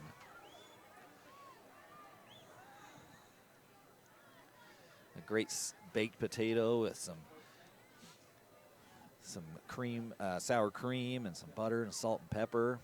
Ooh, yeah, it Lauren, was delicious. If you need a steak, just come find Lauren. He cooked a fantastic medium rare. Perfect. He just says he put it on the timer, but no, that's skill. If you're ever up in Orofino, stop in at the Conkleville Motel. Oh. Nice throw out to the outside there. Caught inbounds.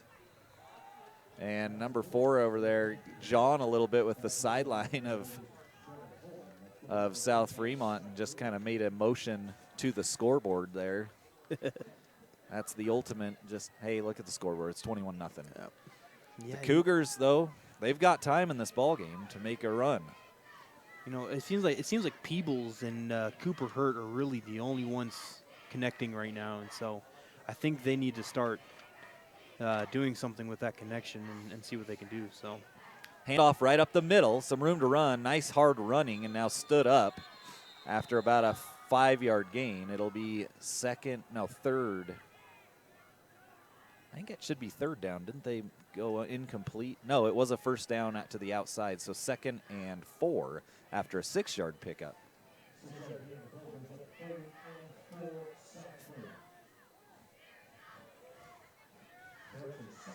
Second and 4. We were all confused a little bit. The down marker went from 2nd to 3rd to back to 2nd. Math is hard. 2:41 on the clock here in the 3rd quarter. Back to pass. Peebles has a man to the outside. It was 10. Cooper. That's Cooper Hurt, but too far to the outside. And it'll be 3rd and 4 upcoming.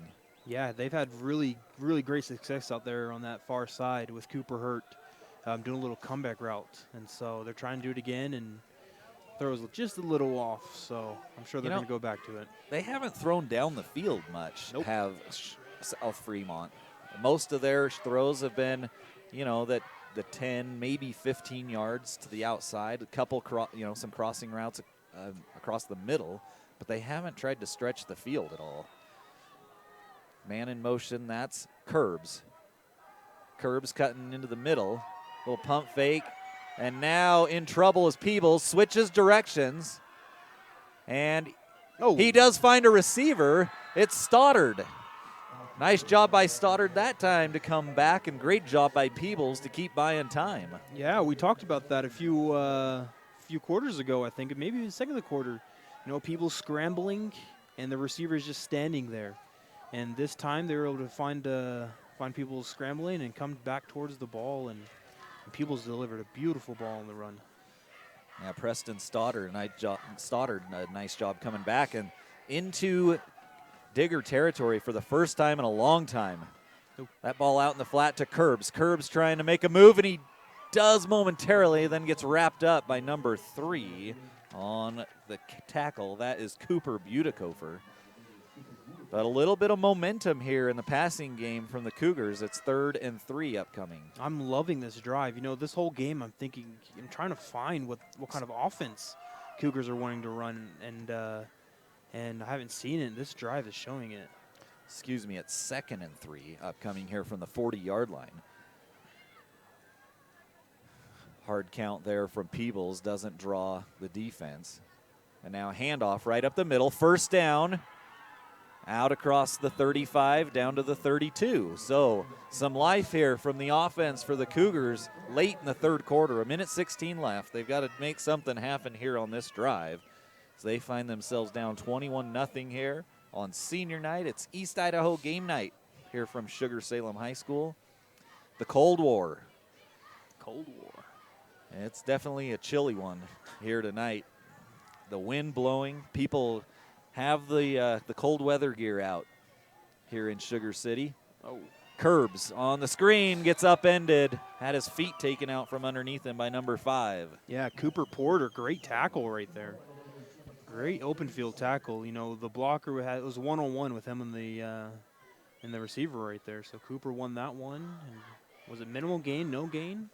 Yeah, they gave him about a yard, it looks like. Okay. So Curbs gets a yard. It's 2nd and 9 as the clock runs down under 30 seconds.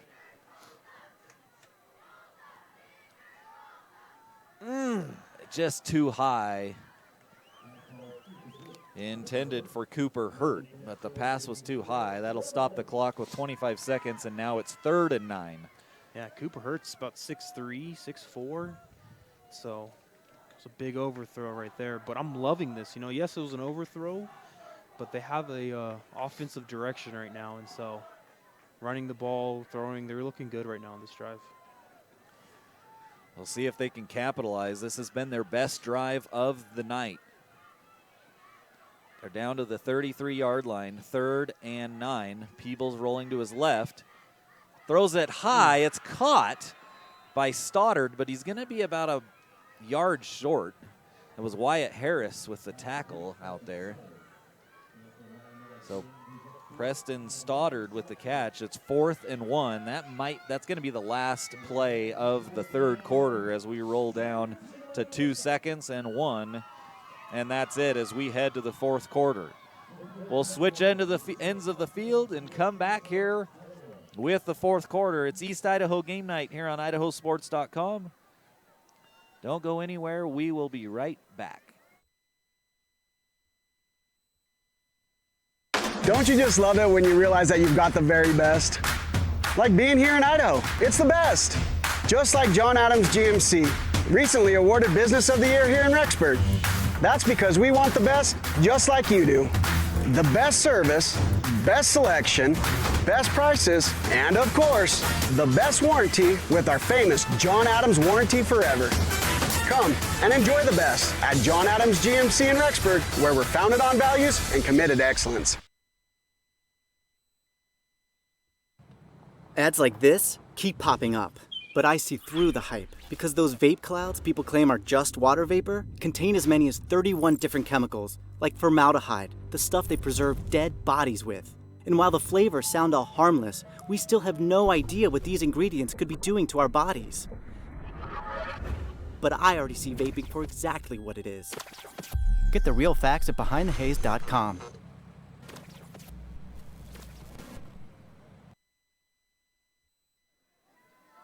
Well, welcome back here, IdahoSports.com. As we're underway here in the fourth quarter, just ready for the first snap. It's 4th and 1 for the Cougars. Peebles on the keep. He's got the first down and more. Inside the 20, he gets stood up, and they'll blow it dead. Just right at the 20, first down for the Cougars. I love that play call right there. You know, just get the first down. That's all you need. Direct snap to the quarterback, get first down. Let's go move on. Yeah, big, Peebles has good size to be able to pick that drive, pick up that first down with a little bit of blocking up front. And the Cougars keep the drive moving here. Again, their best opportunity right at the red zone. 11:30, just underway here in the fourth quarter. Peebles has a man back there in the backfield, throws it to the outside, and flag, yeah.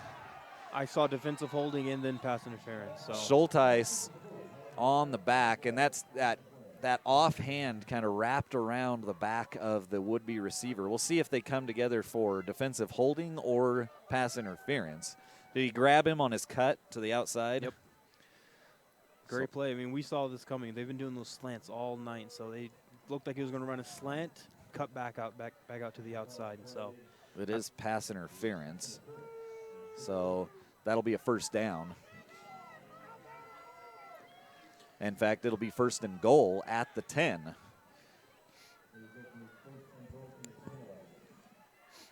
Peebles along with Rylan Miller, and now whistles and a discussion from the side judge, the head linesman, excuse me. It is first and goal. They just wanted to make sure whether it was first and 10 or first and goal, and it is first and goal. So the chain crew gets a break other than the down marker. Peebles, handoff to number 7.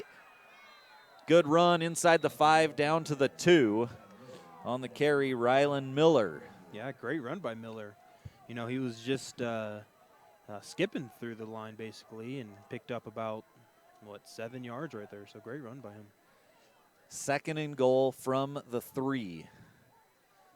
Just under 11 minutes remaining in this ball game. The Cougars, they forced turnovers. They've done a great job for the most part defensively, but they find themselves in a hole. The offense hasn't been able to do much. Down 21-0 here in the fourth quarter. Man in motion. Inside handoff. Whoa. Touchdown. Big number 41 on the carry. That's Hunter Hobbs. Touchdown, South-Fremont, and they get on the board with a 10:32 left in the quarter. Wow, great play. I mean, that was about 2 faked hands-offs.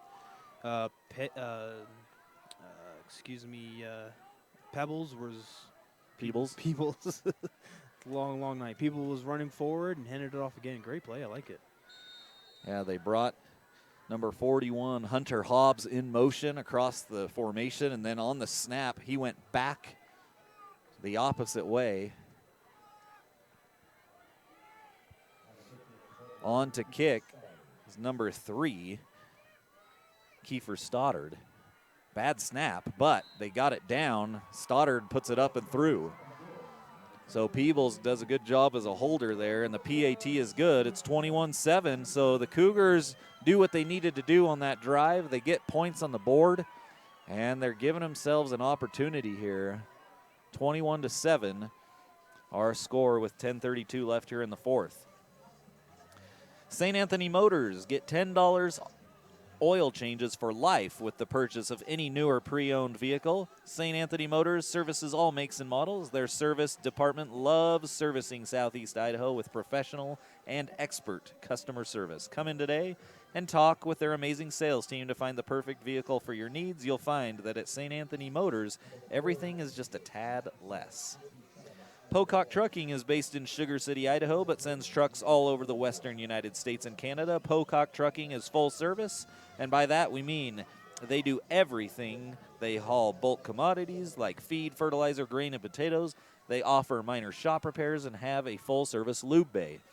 They grow potatoes, dairy quality alfalfa, and more. They can even sell you a used truck if you need one. Pocock Trucking's main office is in Sugar City, and their truck shop is located in St. Anthony. To find out more, go to PocockTrucking.com. Pocock proudly supports Sugar-Salem Athletics and wants to wish them good luck in tonight's game. Fine Mo for show. I kind of went urban a little there on us. Sorry about that. It's my inner city coming out in me there, Josh. Inner city, Idaho. Yeah, inner city, rural Idaho. Very rural. To kick off here for the Cougars, Kiefer Stoddard. Stoddard with a short kick, taken at the 10 by Schulteis. Schulteis tackled out at the 30-yard line, and the Diggers will be back on offense. Yeah, the tackle there on the return, number 22, Bryant Gonzalez. Yeah, it's great to see number 11 Showtime back in the game. He didn't look too well coming to the sideline, but nice to have him back in the game. He's made some great plays tonight. Yeah, he took a big hit on a throw across the middle. It came off and laid down for a minute, got his breath back, and then back into the ball game he went. Out, split out as a wideout. Handoff right up the middle, breaking free goes Carson Harris. Harris with a little stutter step all the way down to the 35-yard line. That inside handoff has been lethal a couple of times, and Harris with a big run into Cougar territory. I love this offense by the Diggers. You know, it's basically a triple option. They can hand it off to either of the Harrises, either all three of them really, and they can turn it into a play action. They can do many things off of this formation. I love this. Yeah, they work Neal out of under center and out of the gun. At times you'll see him go under center. That handoff going right to Ryan Harris. Ryan Harris gets tripped up right at the line of scrimmage. Nice job by Cayman Peebles to trip up Ryan Harris. Peebles is a playmaker in that safety position. I've seen him come into the box multiple times and make great stops. Yeah, he does a good job defensively. Grace, of course, throws the ball well, but has had trouble having receivers hold on to it. And he's had trouble hitting receivers as well a little bit here in this ball game. And as he kind of sneaks up into that linebacker position now. Neal under center once again. Handoff first man through, Carson Harris again. Very near a first down. We'll see where they mark it. Awfully close. It's right at the sticks at the 24-yard line. Take a quick look. First down. So the Diggers pick up another first down to the 24-yard line.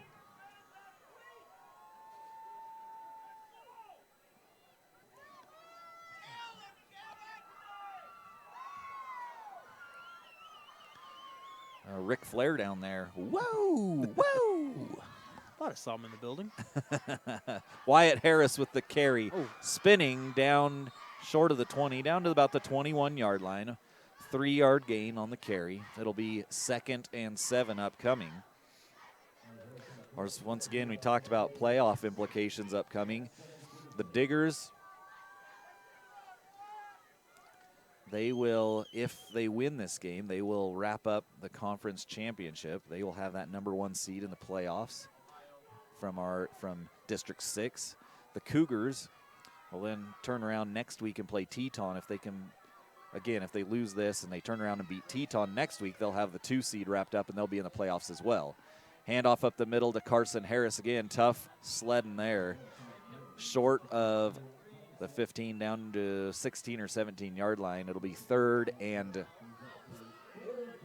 a long 2, 3rd and 3, we'll say. 7:41 left on the clock. The clock is not the friend of the Cougars right now, as they've got to get a stop here on 3rd down to try to get the football back down 2 scores. Yeah, I'm not going to be surprised here if they do the exact same thing right here. They've got Carson Harris and Wyatt Harris back behind them. They try to get them to jump, and now Sugar jumped, number 54.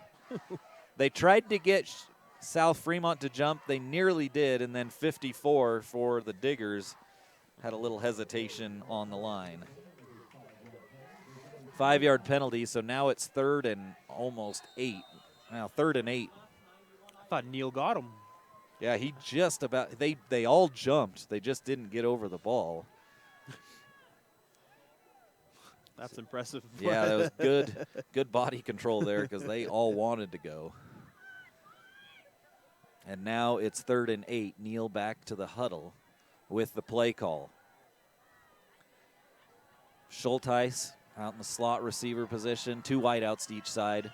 The man in the backfield is, and now a delay of game penalty. So now it's going to be 3rd and 13.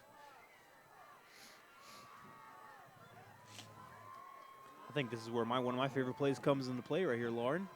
End zone. End zone. Yep. Throw it. Throw to the end zone. You got everybody go to the end zone. It's like playing 500. Exactly. You know, just throw it up. This is. I would love to see Boyd Sorensen line up on the outside to give him a shot. Senior night. He's a senior. Give him a shot to get a jump ball. They got 42 lined out there. Zach Doherty out as the far wide out. Rolling right is Neal. Out route at the sideline. Would have been short of the first down, but it's incomplete. So now it's 4th and 13. Do you bring on the field goal kicker here, or do you go for it? I don't know what his range is like. This would be a pretty deep kick. You'd be looking at a 40. Yeah, it's probably too deep. You'd be looking at a 45-yarder from here. It's a pretty tough kick, especially into the wind, into this south end zone. So they're going to go for it, it looks like. Neal gets him up to the line of scrimmage. The Cougars trying to get a stop here. This would be a big defensive stop to get the ball back. Neal back to pass. Across the middle, it's caught by Schulteis. Again, 1st down for Jonah Schulteis. He's been the go-to receiver in this ball game. He's got a touchdown catch and 2 or 3 other big catches, and that really makes it difficult for the Cougars here now with a 1st down with 6 minutes left to go in this ball game. Wow, what a route by Schulteis too, and at the very end of the play, you know, he was just talking to the safeties, telling them, hey, good tackle. Yeah, good tackle. That's really all it is, you know. Thank you for tackling me and helping me to the ground. 1st and goal for the Diggers. Handoff to Carson Harris up the middle. He plows forward to the 5.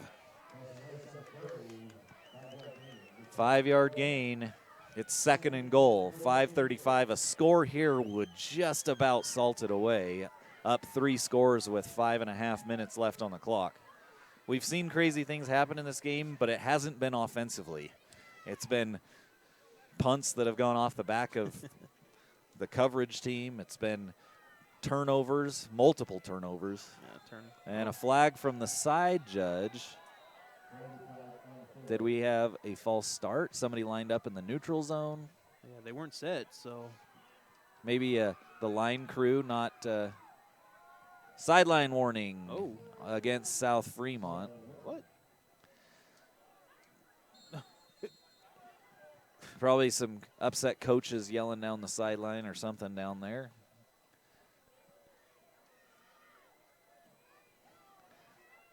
Sideline warning against South-Fremont. Now they'll wait for as much clock as possible here as Neal heads to the line of scrimmage. Handoff to number 5, touchdown as he dives over the goal line. The ball carrier, Cooper Porter. They do get the score. And it's now 27-7 with 4:46 left to go here in the fourth quarter. The Sugar team started off really slow. That was a pretty bad first quarter for both of these teams. And it's been a three-quarter game basically, and Sugar's looked really good in the second half too. So. Yeah, it was. The first quarter was rough for both teams. No offense virtually at all, as they just kind of moved back and forth in the middle of the field. On for the PAT. And doing the holding is Porter. Kicking's Brunson, I think, is the kicker. Kyle Brunson. PAT looking good, and it is. Or that was Contreras that kicked that one. I think Contreras came on and kicked that PAT.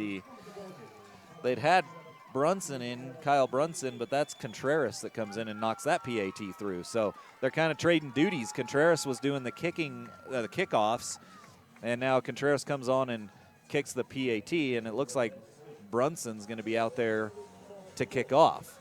I love it. They're both seniors, having a little fun. They're up big, senior night.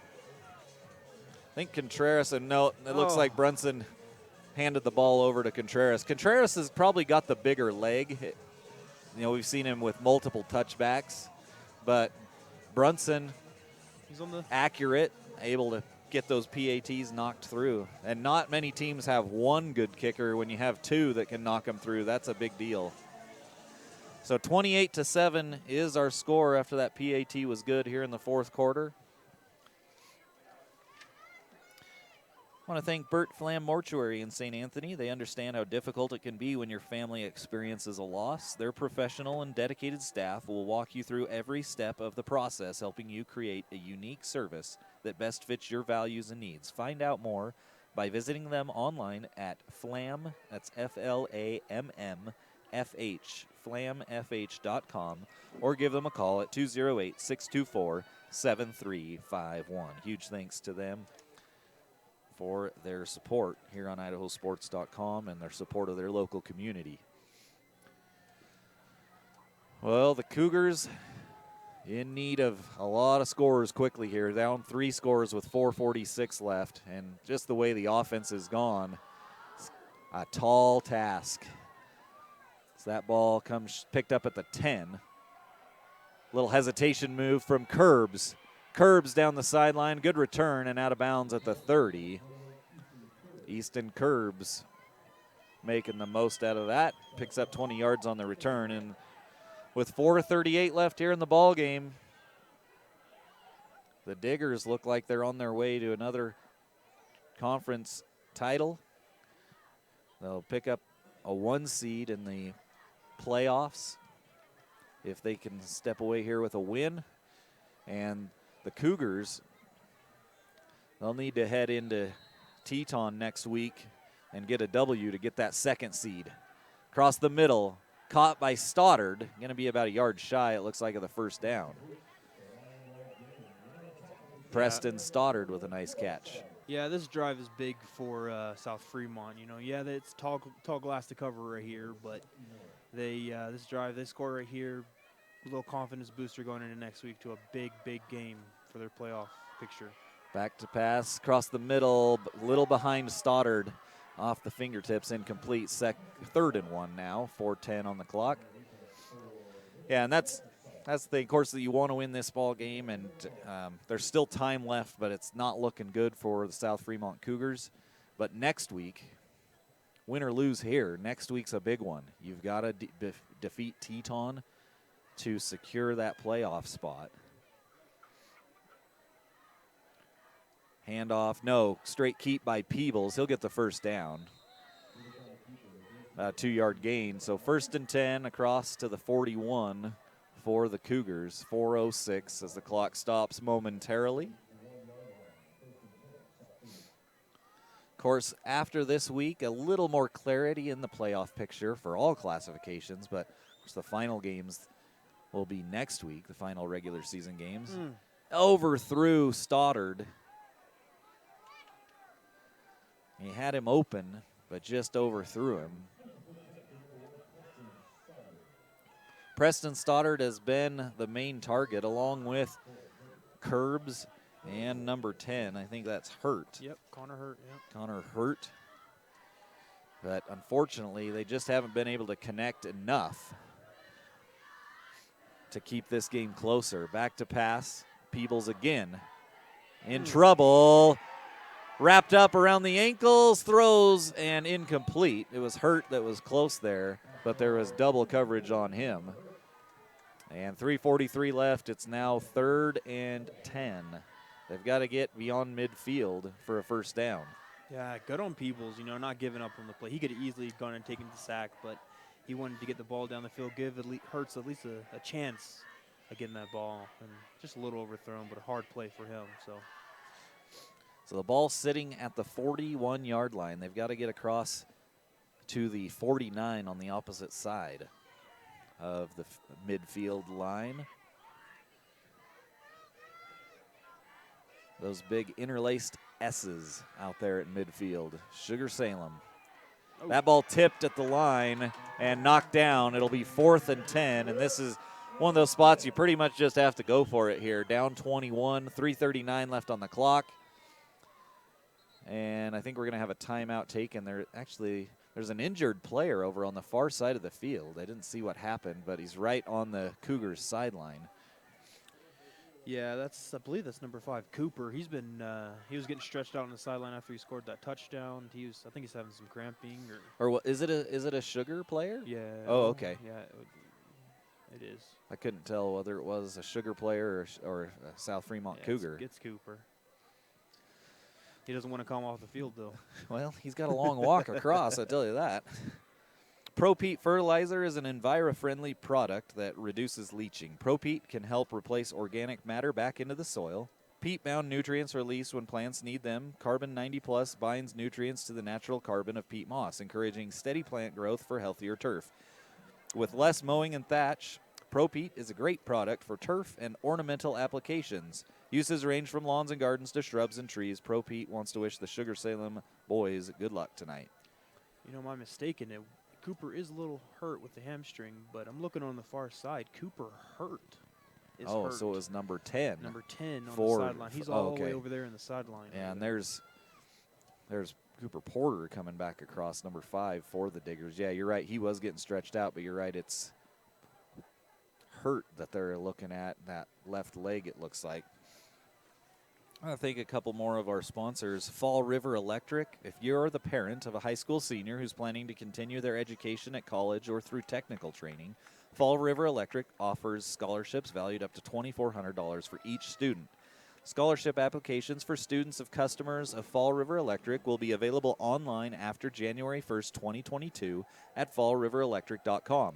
Click the My Community tab for information and application forms. Let Fall River Electric help your student continue their education. Fall River Electric, your trusted energy partner. So they continue to do a little work with Cooper Hurt on the far sideline, but they'll get back to the action here. It's 4th and 10 upcoming here for the Cougars. Back to pass. Rolling right is Peebles. Peebles steps up, throwing downfield. Picked off by number 3 on the return. Still on the run. Some blockers, but he's going to run out of field and knocked out of bounds. Interception by number 3, Cooper Butekofer. Yeah, Peebles just trying to make a play, overthrew his receiver, and that's what's going to happen. That's pretty much going to be ball game right there. A late turnover here with 3:22 left in the ball game, and like I said, that might just about do it, especially if we get another score here from the Diggers in good field position. Looks like he went out of bounds back at the 24-yard line.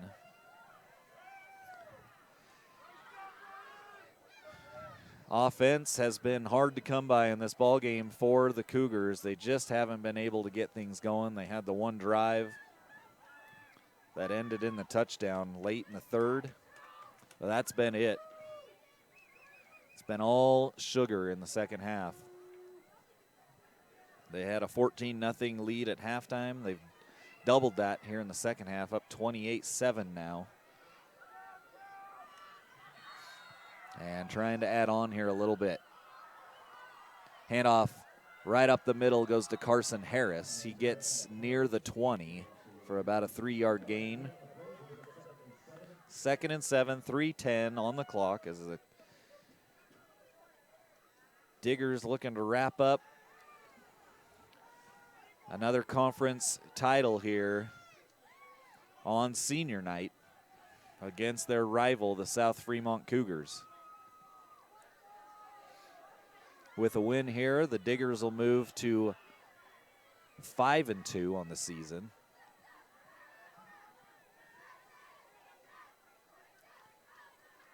Handoff. There's Boyd Sorensen on the carry. Finally, we get my big boy some hands on the ball. Big Boyd Sorensen. He's been in there doing a lot of blocking from that kind of that tight end position, as they've got some different guys into the ball game here as well for the Diggers. I know. I almost went over to our coaches right next to us and say, "Hey, get Sorensen the ball. Sorensen in the game. Senior night." Sorensen going to line up back in the backfield again to the left of Neal. He towers over Carson. Yeah. Handoff goes to the first man up the middle, Carson Harris, down inside the 10 to the 6-yard line. 1st and goal for the Diggers. 1:54 on the clock as the Cougars are going to fall to 3-4 on the season overall. 0-1 in conference. The Diggers are going to move to 2-0 in conference. And again, we can't overstate for the Cougars the importance of the game next week against Teton. If with a win, the Cougars will seal that 2nd place spot, that 2 seed for the playoffs, and give them a shot into those playoffs. Handoff to Boyd Sorensen. Sorensen plowing forward down to the 2. 2nd and goal for the Cougars. Come on, excuse Coach. me, for the Diggers. Give it to him. Give it to him. 1:15 on the clock. Man, these Cougars they're hobbling off the field. They've given it their all, you know. Yeah, it's been a tough played ball game by both teams. Very physical defensive ball game. Now, it's going to be at least 28-7, but that doesn't talk about all the defense that was played, especially in that first half. Handoff to Sorensen. He slipped. He slipped and went down, maybe lost a yard. 3rd and goal. 45 seconds and counting. Will they give him another shot? That might be. We'll see what they do. I think they will have to snap the ball one more time. Come on. Ball's at the 3. 30 seconds. Yeah, they got their backup running back in right now, Lincoln Robinson as well. So it's going to be a Neal. Oh, no, it's not. Let's see. We're going to wait for the clock to run down. Neal under center. They do hand it off to Boyd Sorensen. Sorensen to the end zone. Touchdown. So the Diggers do get it to Boyd Sorensen. He gets the end zone. And the score will be 34-7 now with the PAT pending. I want to thank Stone Ridge Dental in Sugar City. Dr. Carpenter provides his patients with the most up-to-date dental treatment, including CEREC same-name crowns, implants, and more. With their kind staff, family-friendly setting, and relaxed atmosphere, you and your whole family, including the kids, will feel comfortable throughout your visit. Stone Ridge Dental offers convenient hours to accommodate your busy schedule. Call Stone Ridge Dental in Sugar City at 208-656-2000 to schedule an appointment today, or feel free to visit our website at astoneridgesmile.com. The PAT was good. Boyd Sorensen on senior night finds the end zone with 11 seconds left.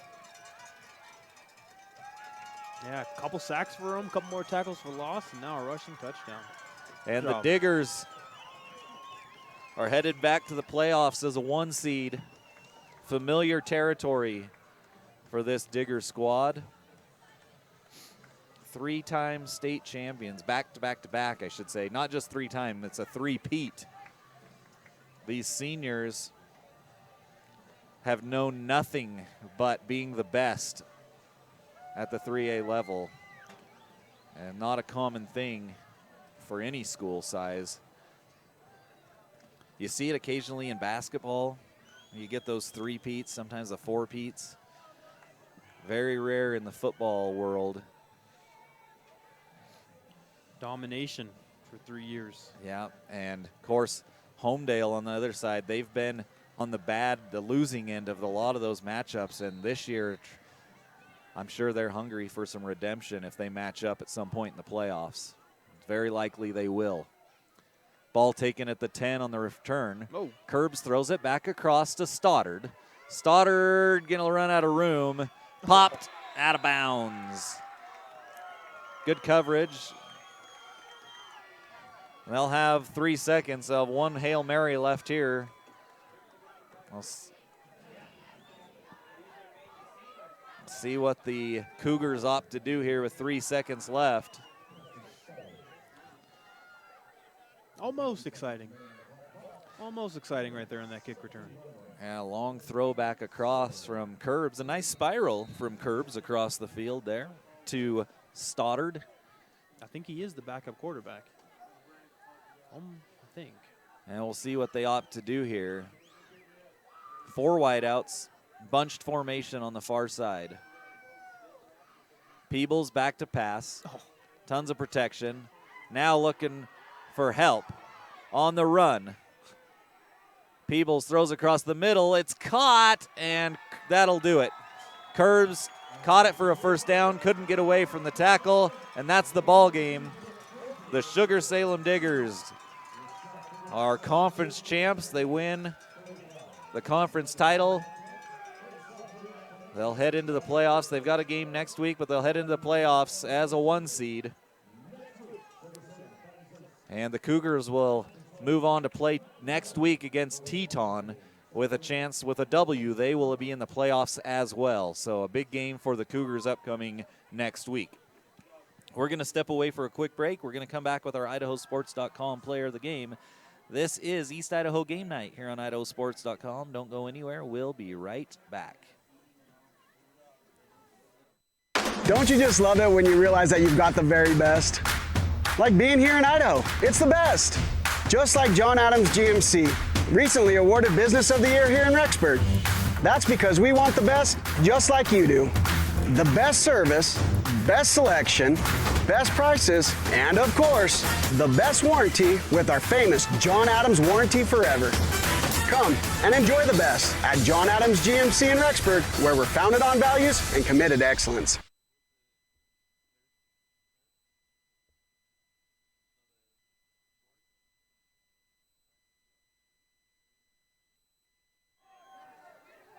Well, welcome back here. Just gone final here. The Sugar-Salem Diggers with a 35-7, a commanding win here as they win the Mountain Rivers Conference once again. They'll go in as the 1 seed in the playoffs. They beat the Cougars. The Cougars go on to play Teton next week for a chance to be in the playoffs. But now it's time for our IdahoSports.com player of the game. Josh, we're going to let you make the final decision. The IdahoSports.com player of the game. There's we talked too a little many. bit. Yeah. Some great play. We talked about Carson Harris. We talked about Jonah Schulteis. Yeah. We talked about, Sorensen. He got that last touchdown, but he was a big factor. He just given time for Neal to throw the ball. Good blocking in there, but overall, I think it's Schulteis, Jonah Schulteis, number 11. He had a big touchdown catch right at the end of the first half to kind of open things up. He had some big catches down the stretch, too, that kept drives going, that really kind of turned the momentum to the Diggers as they come out with a big win here, 35-7 over their conference rival, the South-Fremont Cougars. Thanks again to all of our sponsors. And thanks for joining us here on East Idaho Game Night, the Cold War here between the Diggers and the Cougars. And the Diggers come out victorious, avenging last year's loss to South-Fremont here on their home field. Well, this has been an IdahoSports.com game stream production of East Idaho Game Night, presented by Teton Auto Group. Our major sponsors that make coverage on IdahoSports.com possible include your local Toyota dealer, Toyota, Let's Go Places, Valley-Wide Co-op and Country Stores, and Project Filter, Idaho Fights Tobacco. We'd also like to thank all of our local advertisers tonight. And we had a bunch of good ones. Huge thanks to all of them. John Adams GMC, Taylor Chevrolet, Upper Valley Orthopedics, Tonjes, Brazee and Orm, Fall River Electric, Sunglow of Idaho, St. Anthony Motors, Pro Pete Fertilizer, Pocock Trucking, Stone Ridge Dental, and Burt Flam Mortuary. I want to also thank all of our power boosters, Burt Flam Mortuary, Upper Valley Orthopedics, Madison Memorial Hospital, Crapo Trucking, Grand Peaks Affordable Quality Healthcare, Sunglow of Idaho, Flam Funeral Home, Helena Agri Enterprises, Taylor Chevrolet, Bingham Memorial Orthopedic Institute, Pro Pete Fertilizer, Pocock Trucking, and John Adams GMC. Congratulations once again to number 11, Jonah Schulteis, our IdahoSports.com player of the game. And thanks for joining us as the Sugar-Salem Diggers defeat the South-Fremont Cougars by a score of 35-7 to win the Mountain Rivers Conference and secure that playoff spot as a 1 seed. The Cougars have an important game next week against Teton to try to secure that 2nd seed. Well, for my broadcast partners and cameraman extraordinaire, that's going to do it. It's Thomas Stiles, styling over there. Josh Magali, Thomas Cam, that's right. Josh Magali, I'm Lauren Jensen, bringing you the action tonight. Thanks for joining us. And for everyone else behind the scenes at IdahoSports.com, have a great night.